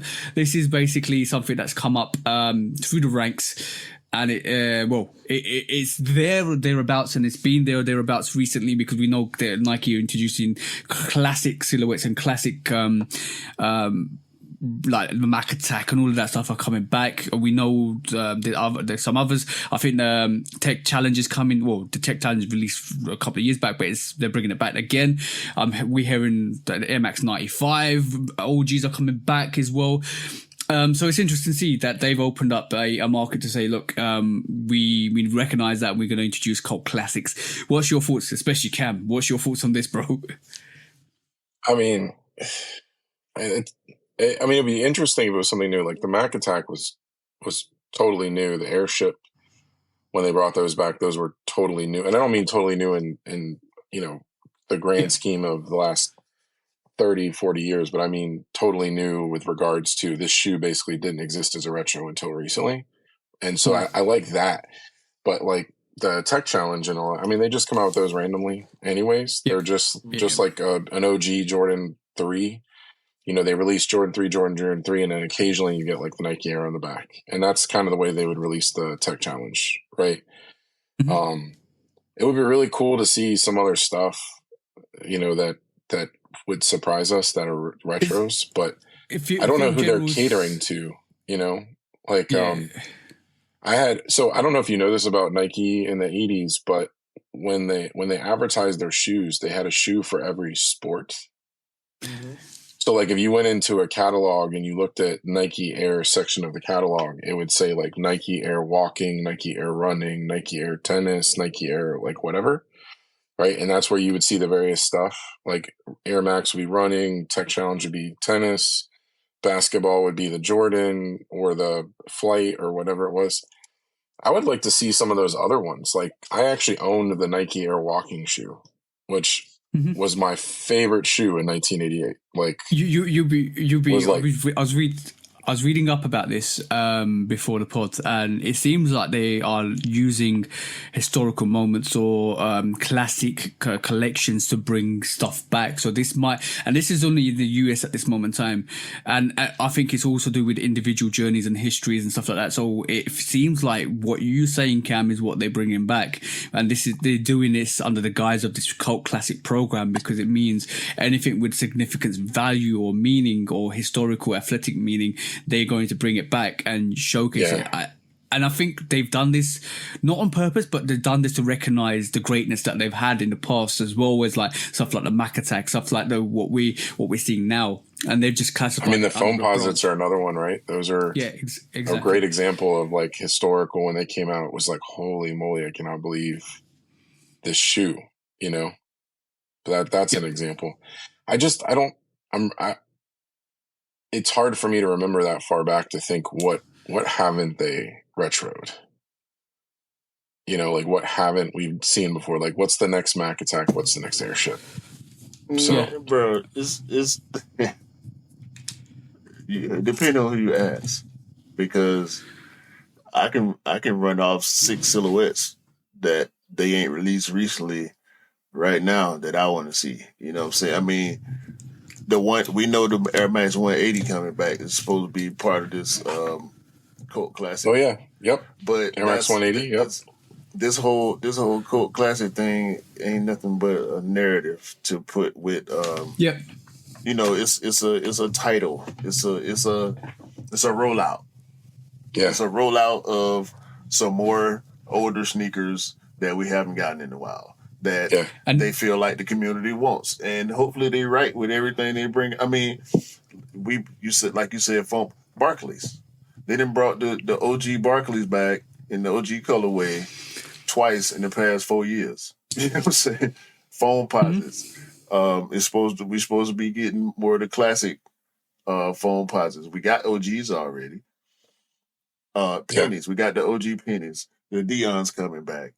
Like, I think Air just Max put a 96 ones, not the Air Max 96 2. I want the OG Air Max 96 back. I want the Nike Air Veer back. I want the Air Marauders. I don't know if the Air Marauders ever re-retro. Like I had a pair of those in middle school, you know what I'm saying? So yeah, Q, I think you're right. You think you're spot on. What they've just done is just put a name to what they're doing. This is unlike under the guys. This is the cult classic plan. Storytelling. Everything we release. Storytelling, exactly. Remember when Agassi did this or Sam Prestido? When remember this happened or this happened? That's the whole. Their storytelling. They've been dropping trainer high SCs for the past 3-4 years. Yeah. Just like the airship. Just like the airship, when they told the story about the airship and they released, the field generals. So it's just giving it an official name. Exactly, bro. Like the cult classic program, I haven't seen it in the UK. I think it's just a US thing at the moment, but it will go global and it will start to do more stuff. And I think all the silhouettes you just named, Q, I think they are coming. I think they definitely are coming. Yo, I saw them black and white field generals on feet. Big SO play, getting them Dion's. Ooh, so nice, bro. So clean. Yeah. Them things super clean though. And dude had a big foot too. They was so clean, bro. Oh my God. I'm fighting myself not to get a pair because them Darwins about to drop. I'm going all in on them Darwins. Yeah. A tough month for me. The Supreme Darwins, yeah? Yeah. All right, cool. That was a quick scratch for today. So let's get into some controversial stuff with the main topic, because we know there's certain situations in terms of the resale platform, or not resale platforms, the resale shops are now starting to shut down. They're not doing as big business as they were before, and this is why we walk into Cam's sneaker dungeons and talk about situations, because he's been through the eBay stuff and the StockX stuff and the VNDS stuff. So let's talk about that, because first of all, if you guys didn't know, do you guys know Panda Buy at all? Have you heard of Panda Buy? I tried to get a gist of what Panda Buy was. For me, it seemed like another Temu or a Alibaba kind of place. And when I actually opened it up, I'm going to just share the page. And when I opened it up, it was talking about like purchases, like online purchases, shipping to warehouse, quality checks, and all that stuff. So it kind of like felt to me it was like another platform, and it's blown up over the last couple of months, I'll say, or beginning of this year. It's blown up to an extent where everybody was trading on it. Temu was no longer like the thing, especially in the States. I starting to transpire or move into the UK market, and off the back of that, recently we saw this, which is Panda Buy police. This situation happened when the UK government got with the Chinese authorities. They raided those Panda Buy warehouses, and they found approximately, I'm talking about 200,000 worth of fake sneakers that were destined to the UK, which is roughly around 20 football stadiums worth of what they raided was 20 football stadiums worth of warehouses, and they found about nearly 250,000 fake pairs of sneakers resided in this actual warehouses. From that alone, it looks like this like Panda Buy isn't probably the place you want to buy your sneakers for one. Because if it's anything like Temu, you don't want to buy sneakers from there. But yeah, it looks like that's another platform where the UAs are moving units through to actually get sales. So that was interesting. So any thoughts from you guys? I mean, I don't have really much thought on it because I would never have considered it in the first place. You know? No. Yeah, and I don't do Temu shopping either. I mean, no. To me, like Temu is like going to Dollar Tree. You know, you get what you pay for. So right, you know what I mean?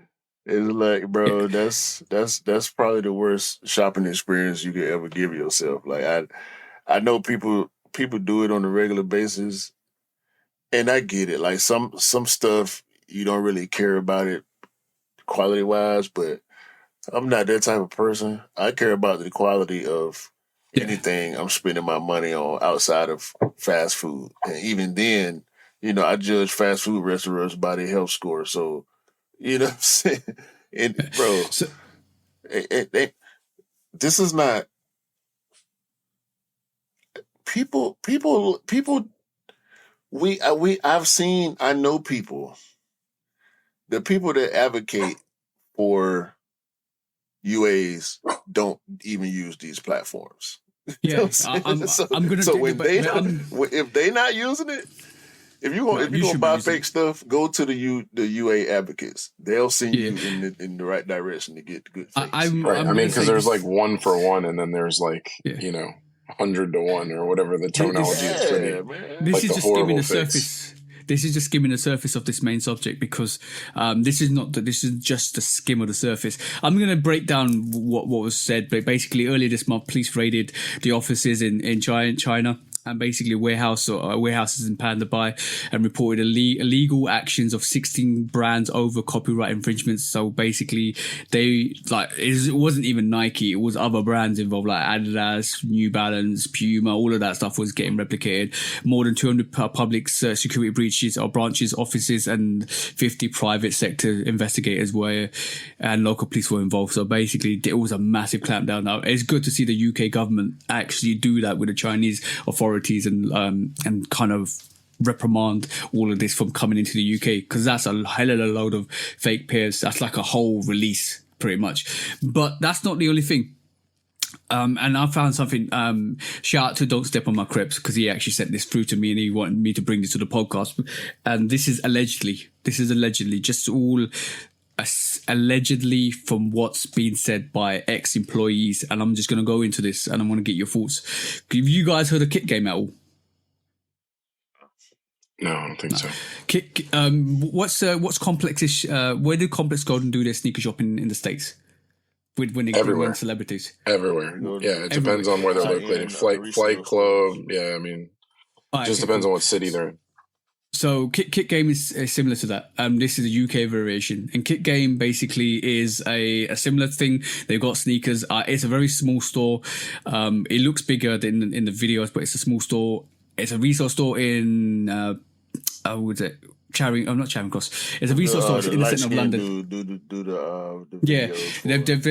They've had celebrities in there, big celebrities, Central C, all of that stuff. I saw Busta Rhymes on one of the episodes. Yeah. So they bring a lot of celebrities in, and I think it's Charing Cross. Sorry, Charing Cross is where it's located, and you can go in, and they have a queue out there. But what was very interesting is an ex-employee is very disgruntled. And he's claimed, I've read through this, and the crux of this is, he's basically said, whilst working there, I questioned the authenticity of some of the exclusive sneakers that are sold. Travis Scott ones basically were bought in Jordan 4 military blacks, so from sizes 3 to 4 between 2022 and 2023. And this is directly me quoting what he's actually said. There was most likely replicas. There were some bad bunches and stuff like that. So it seems like what he's thrown massive shade against Kit Game, and he's basically said, even though we didn't have the sneakers, they were there for us to sell, and it didn't seem legit. The quality, the authentication wasn't there. He basically quoted to say, "I know they were fake, and I feel like they were fake, but we were still selling them. We were told to sell them, even through eBay, even through other different avenues, even through the front store as well." So there's a lot of shade being thrown through this, and the crux of this is they've liquidated.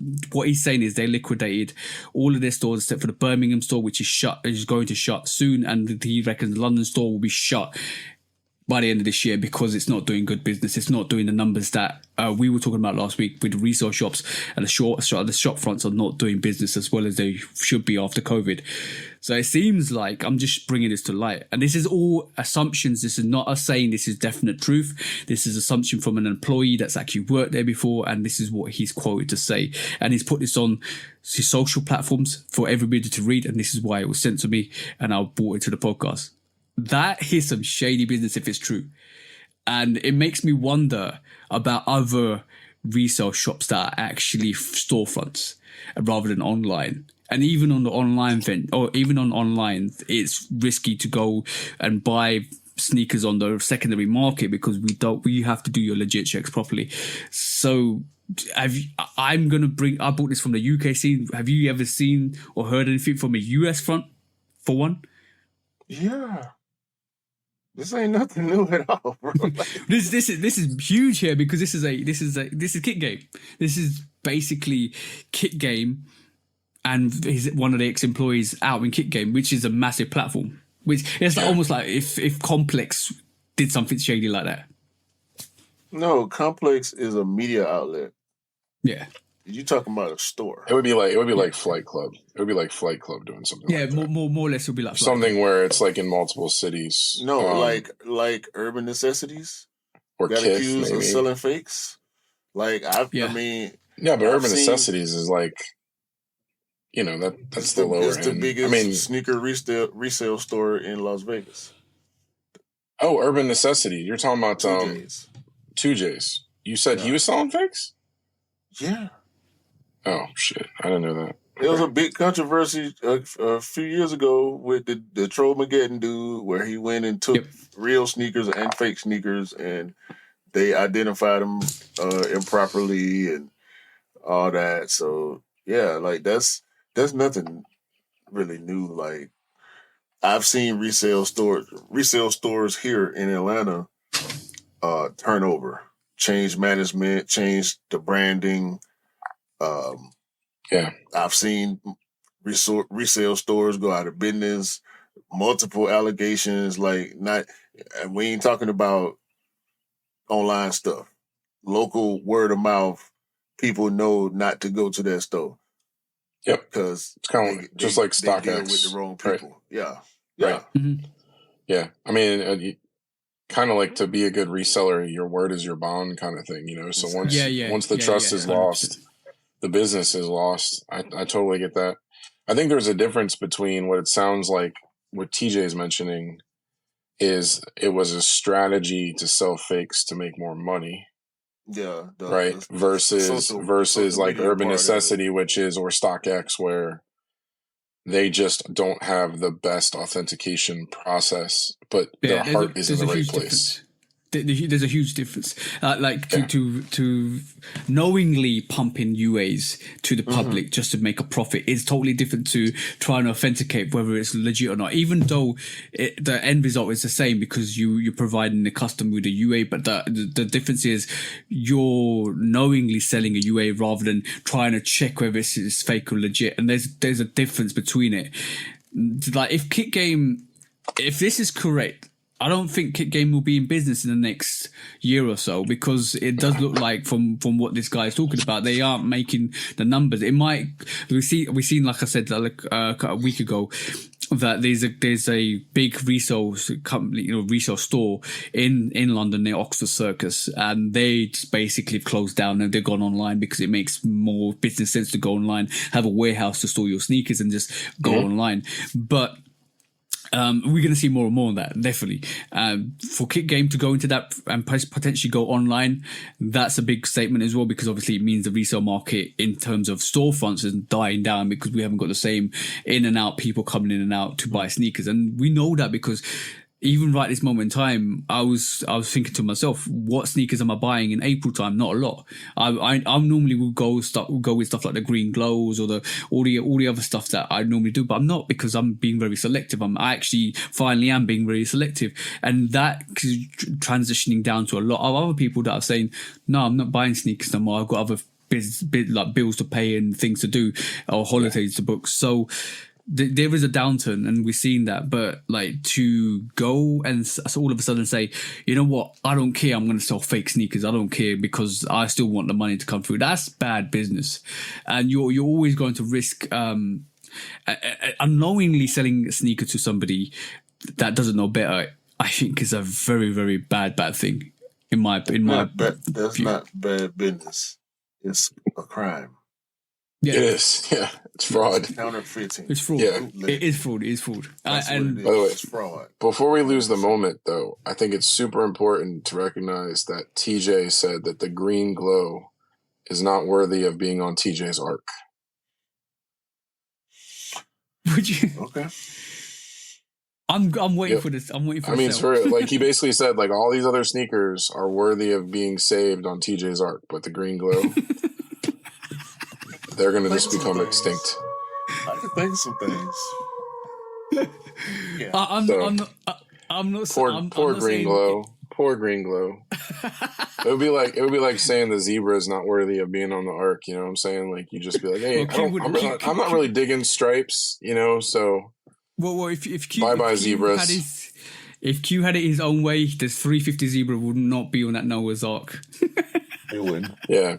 It wouldn't. But no, I like it. I like the green glows, but I probably will end up like, the really interesting thing about the market at this moment in time is sneakers that are coming out at this moment in time, especially GRs, they are just dropping in price. So like that green glow you can get for roughly £100 at this moment in time, and that's good for us because I'll wait for it and I'll probably end up going back for it, but I'm not getting it for that retail price for what, 170, 180.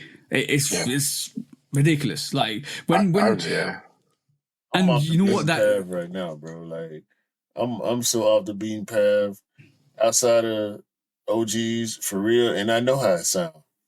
It hurts. It pains me to say it because I know how it sounds, but I really mean it.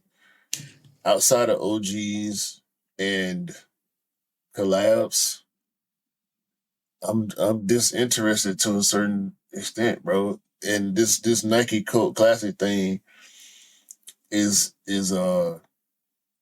where I'm at right now. I thought about it a couple days ago. Like, I've really just been looking at Nikes. Like, I ain't really been interested in too many Jordans. The last Jordan I can think about being interested in buying are the Nina Chanel 3s.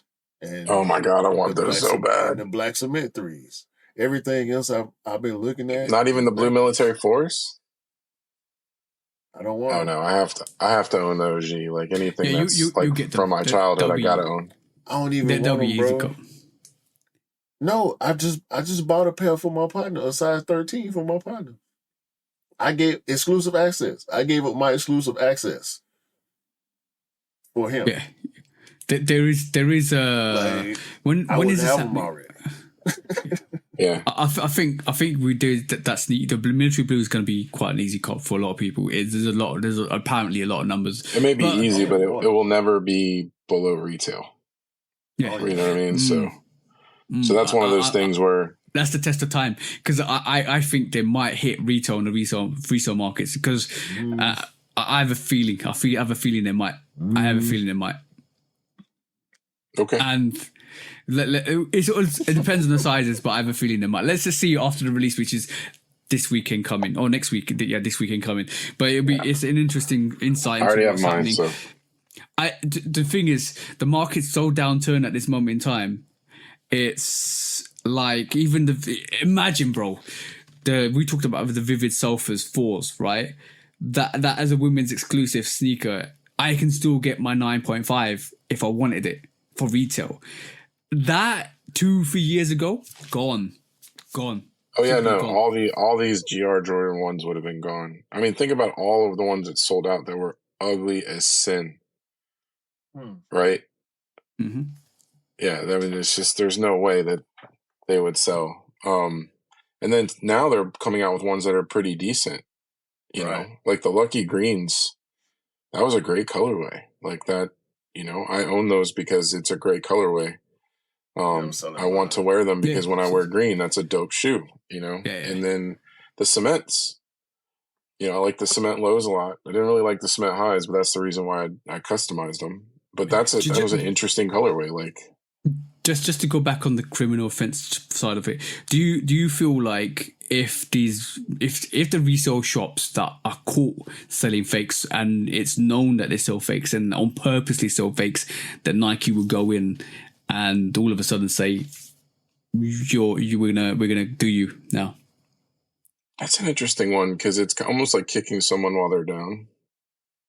No, because if Nike knows they're selling fakes, then that means everybody else knows they're selling fakes, and I don't know why anybody would go buy from them. So they ain't got time for that, bro. If they going after other companies, like trying to chase down them loose threads that come with the counterfeit game, they ain't got time for that.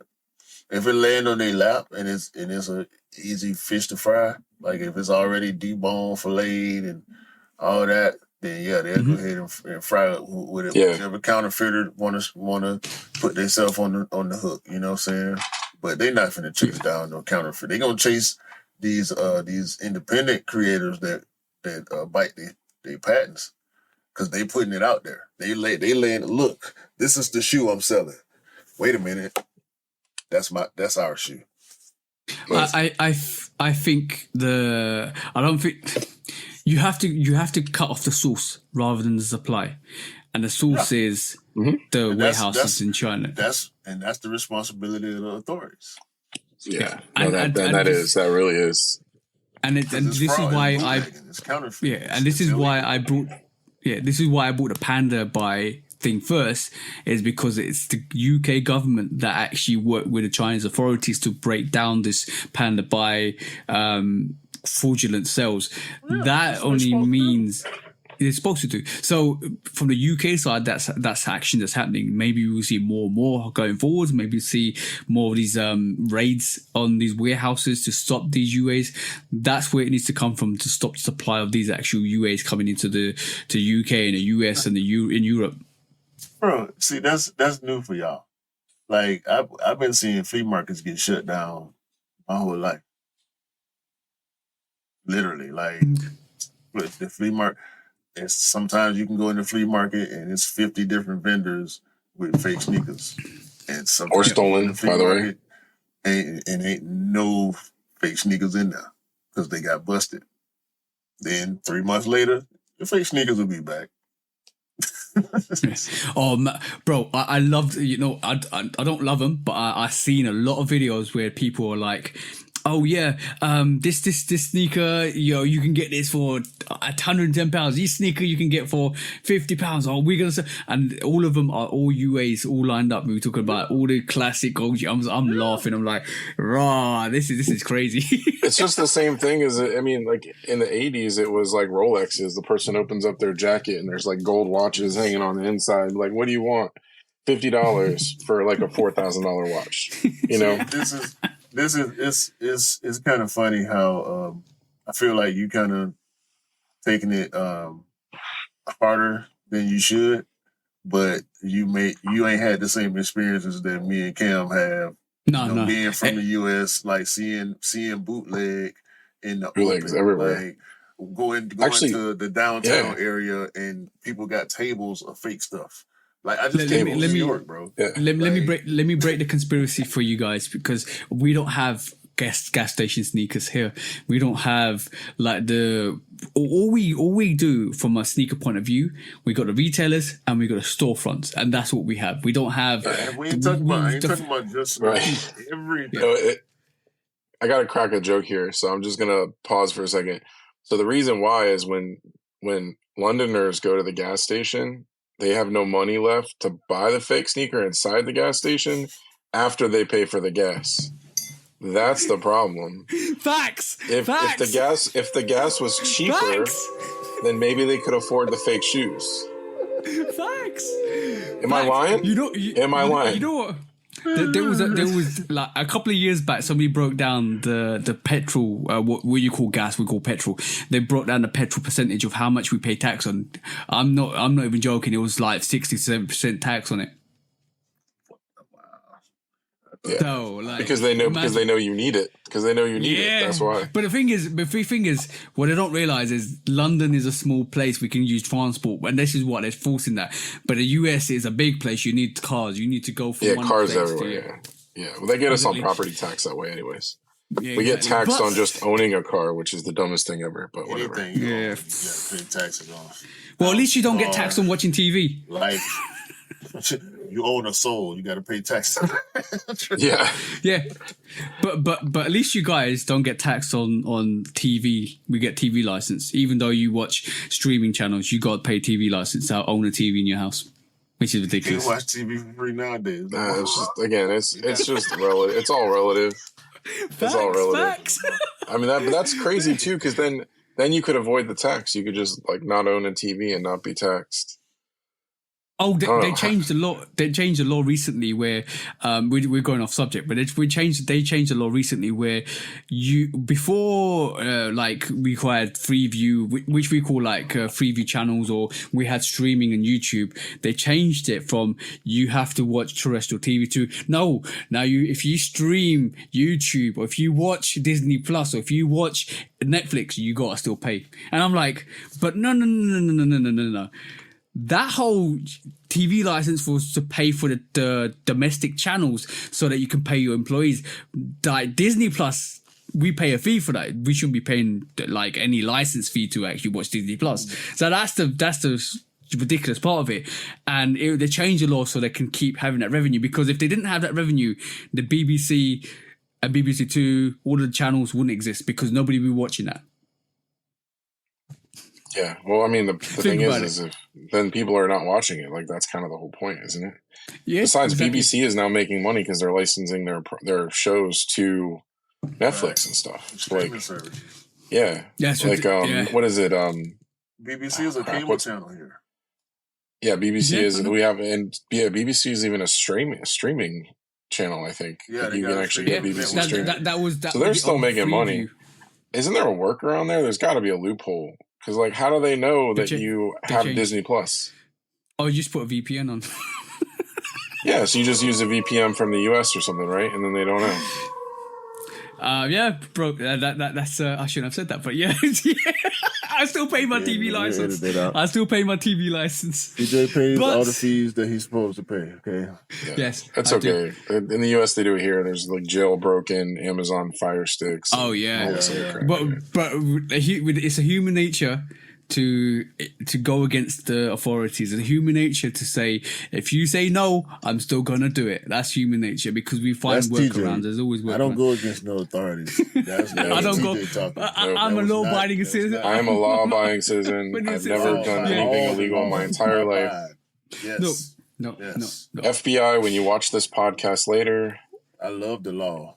I am not the criminal. I'm like, yes, sir. No, sir. Thank you, sir. Welcome again, sir. That's what I'm saying. When I speed, I pull over on the side of the road and wait for a cop to come by. And when they ask me what I'm doing, I said, I sped accidentally, officer. Please give me a ticket. Right. All right, cool. I'm going to the police department as soon as this podcast. All right, cool. On that note, let's. You got the clip I sent you, bro? Yeah. Do I? I hope you do, because we're about to go into the main attraction to this week. Yeah. How long is this main attraction, by the way? You thinking? 10 minutes. Okay, cool. You got it, bro? Yeah, I'm sick of us. He's already sick. No, I'm not sick of you. Lincoln has football in like an hour, so I have to do a lot to get him ready for it. So. But you have never seen this segment of the show before, because this is a new segment that we always introduce at the end of the show, and I'm just waiting for Q to give me the thumbs up before we go into. You gotta log into the right account. See, he's not ready. So we got another 2 minutes. I forgot, bro. Yeah. Give me a break, man. I had a long week. I told you I done been out of town. I went out last night. I had to get up earlier so we can make sure we can be on time for Cam to be able to do everything he needs. Yeah, no, I had to wake up early. I had to go to bed early and wake up early for this too. Same thing. A quick question, Cam. How is it different since the first time you come on the pod? Oh, it's just a lot. There's a lot. You guys are more refined. Yeah, you know what I mean? Yeah. Like we definitely had more. Like when we did it before, it was more like we had a live on a podcast, right? Yeah. Where it was kind of. But you definitely had everything scripted. Structured. There were definitely moments structured. Yeah, not scripted. Yeah. Structured. Yeah, definitely. So it's really cool. Okay, and then what it does is it allows people that watch it to know what they like about it. You know what I mean? Like, so it may not be the same every time, but if you watch something like late night TV, you're guaranteed to see some type of section of that show that you like. Segment. Yeah, if it, something, or Price is Right, like eventually you watch Plinko if you watch enough Price is Right, and Plinko may be your favorite. So I like that. I like the quick strike. I like all that stuff because you know what you're gonna get. You know you're gonna like it. So this is our version of Plinko right here. When resale is too high. Damn resellers. Order. When hype beats go too far. Die damn hype beasts. Order in the court, order. When the back door opens. Guilty. It's time for order in the court. The sneaker court of public Guilty. opinion.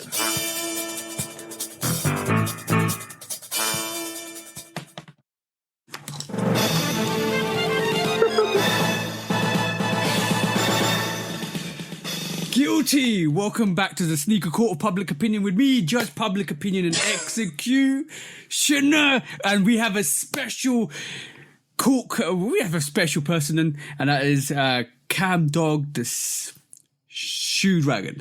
Let's go through this court case today. I totally messed up. Let's go through this court case today. And today, I want to bring this to your attention. Bro, bring it up. Let's just go straight into this because this is a whole contradiction in itself. Let's go through this, bro.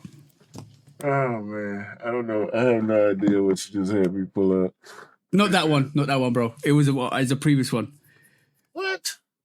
It was a previous one. I wanna basically say, talk about hyping something up, and all of a sudden, like you're basically okay. contradicting yourself. You got me? That's the one, bro. Right. So this is what's the name? Hold on.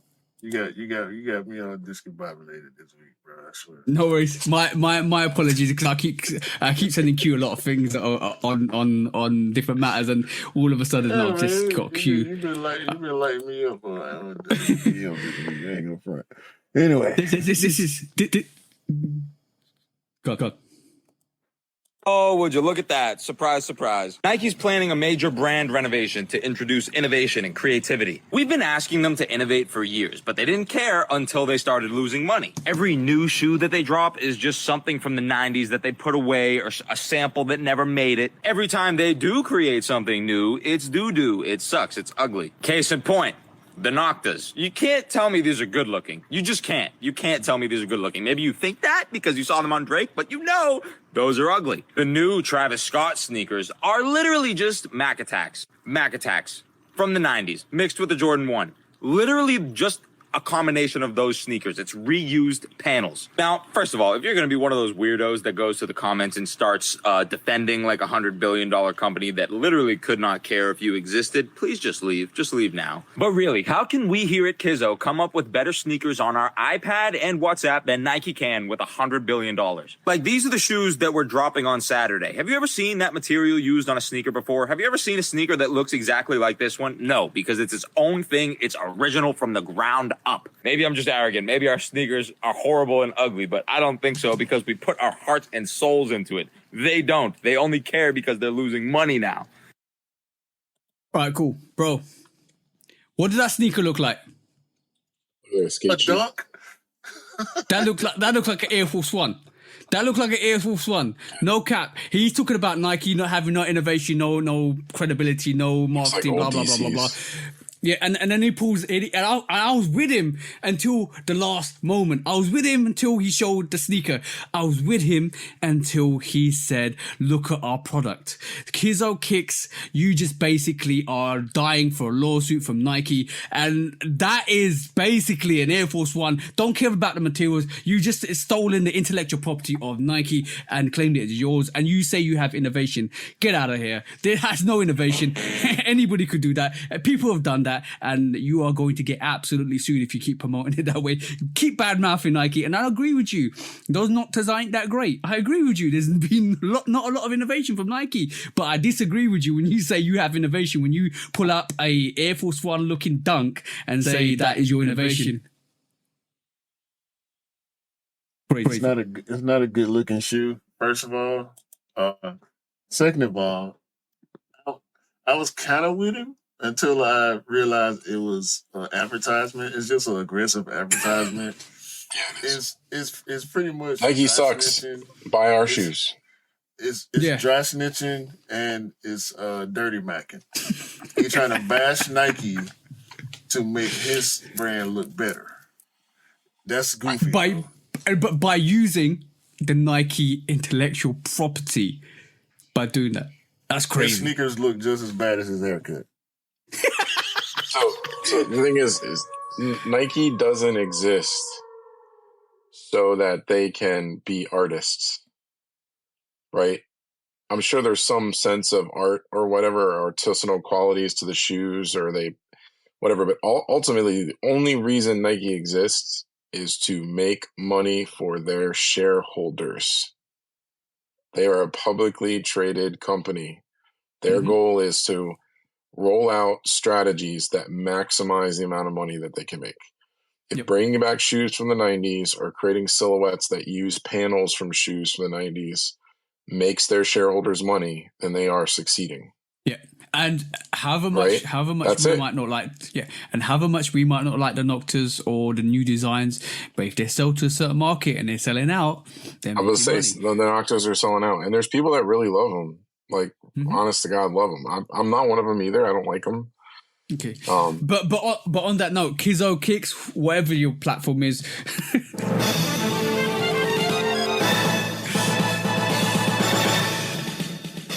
Guilty for dry macking and dry snitching and claiming that something that doesn't belong to you is yours and you're selling it. And I hope Nike come back and sue your asses. And Q, you want to add anything? He biting so many skate brands. Yeah. Osiris, DC, Airwalk, Vans. Like, his shoes are so derivative. It's more than just. And he has the audacity to say that he's innovating. Get out of here, bro. Yeah. Trash. I had to bring it, bro. I had to bring it. When resale is too high. Damn resellers. Order. When hype beats go too far. These damn hype beasts. Order in the court. Order. The back door opens. Guilty. It's time for Order in the court. the sneaker court of public Guilty. opinion.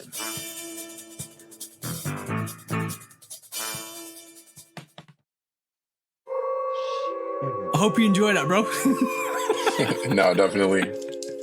By the way, with the XQ Shunner, and especially since you're wearing the mask, you being the judge, you should say, "What's the verdict?" And then Q should say, "Off with their head." For future, we'll do that. Yeah, There's a reason because you gotta bring in the executioner vibe. Otherwise, you should be wearing a bailiff uniform. You know what I'm saying? Yeah, but this is the reason why I emphasize the Q, Shina, when I say. Yeah. This is jokes, bro. It ain't that serious. Okay, cool. That was episode 114 on the Shoe Dog podcast with special host Cam from just the actual sneaker dungeon from the planet Earth. Yes, For the planet I'm from Earth. Just if you want to like make it as generic as possible, so the next time you don't like fumble the words, just say Earth, and you'll always be right. No, I was thinking about the dungeon. It's just sneaker Dungeons and Dragons. So Oh, I was word, thinking okay. about that. Yeah. Nice, But nice. I was gonna say from the States as well, but obviously everybody knows you're from the States, so that's fine. Yeah. But yes, your US Q, accent gave it away. yeah, definitely the US accent. I wish I could fake an accent right now really well just to like screw you guys, but I can't. So. Nah, don't worry about it. It's okay.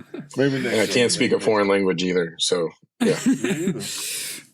Anything from anything from you, Q, that you want to discuss? Yeah, I want to shout out Anish, bro. He was on me hard. Pause. Anisha was insisting that I get the Dion's, which I appreciate because he know how much I love Dion's. So yeah. He was in my DMs and he was making sure I stay updated on all the posts about the Dion drop. So shout out to Anish. Shout out to he's a real one. Oh, and shout out to Midsole Collector. He got the Atlanta 95s too. Ooh. So shout out to that. And also, everybody have a great day, a great week, a great month. Continue to have a great year. Continue to buy what you like and rock what you like. And don't believe the hype, because the hype ain't real. And also, never forget, sneakers don't make you cool. Because you make the sneakers cool. Yeah.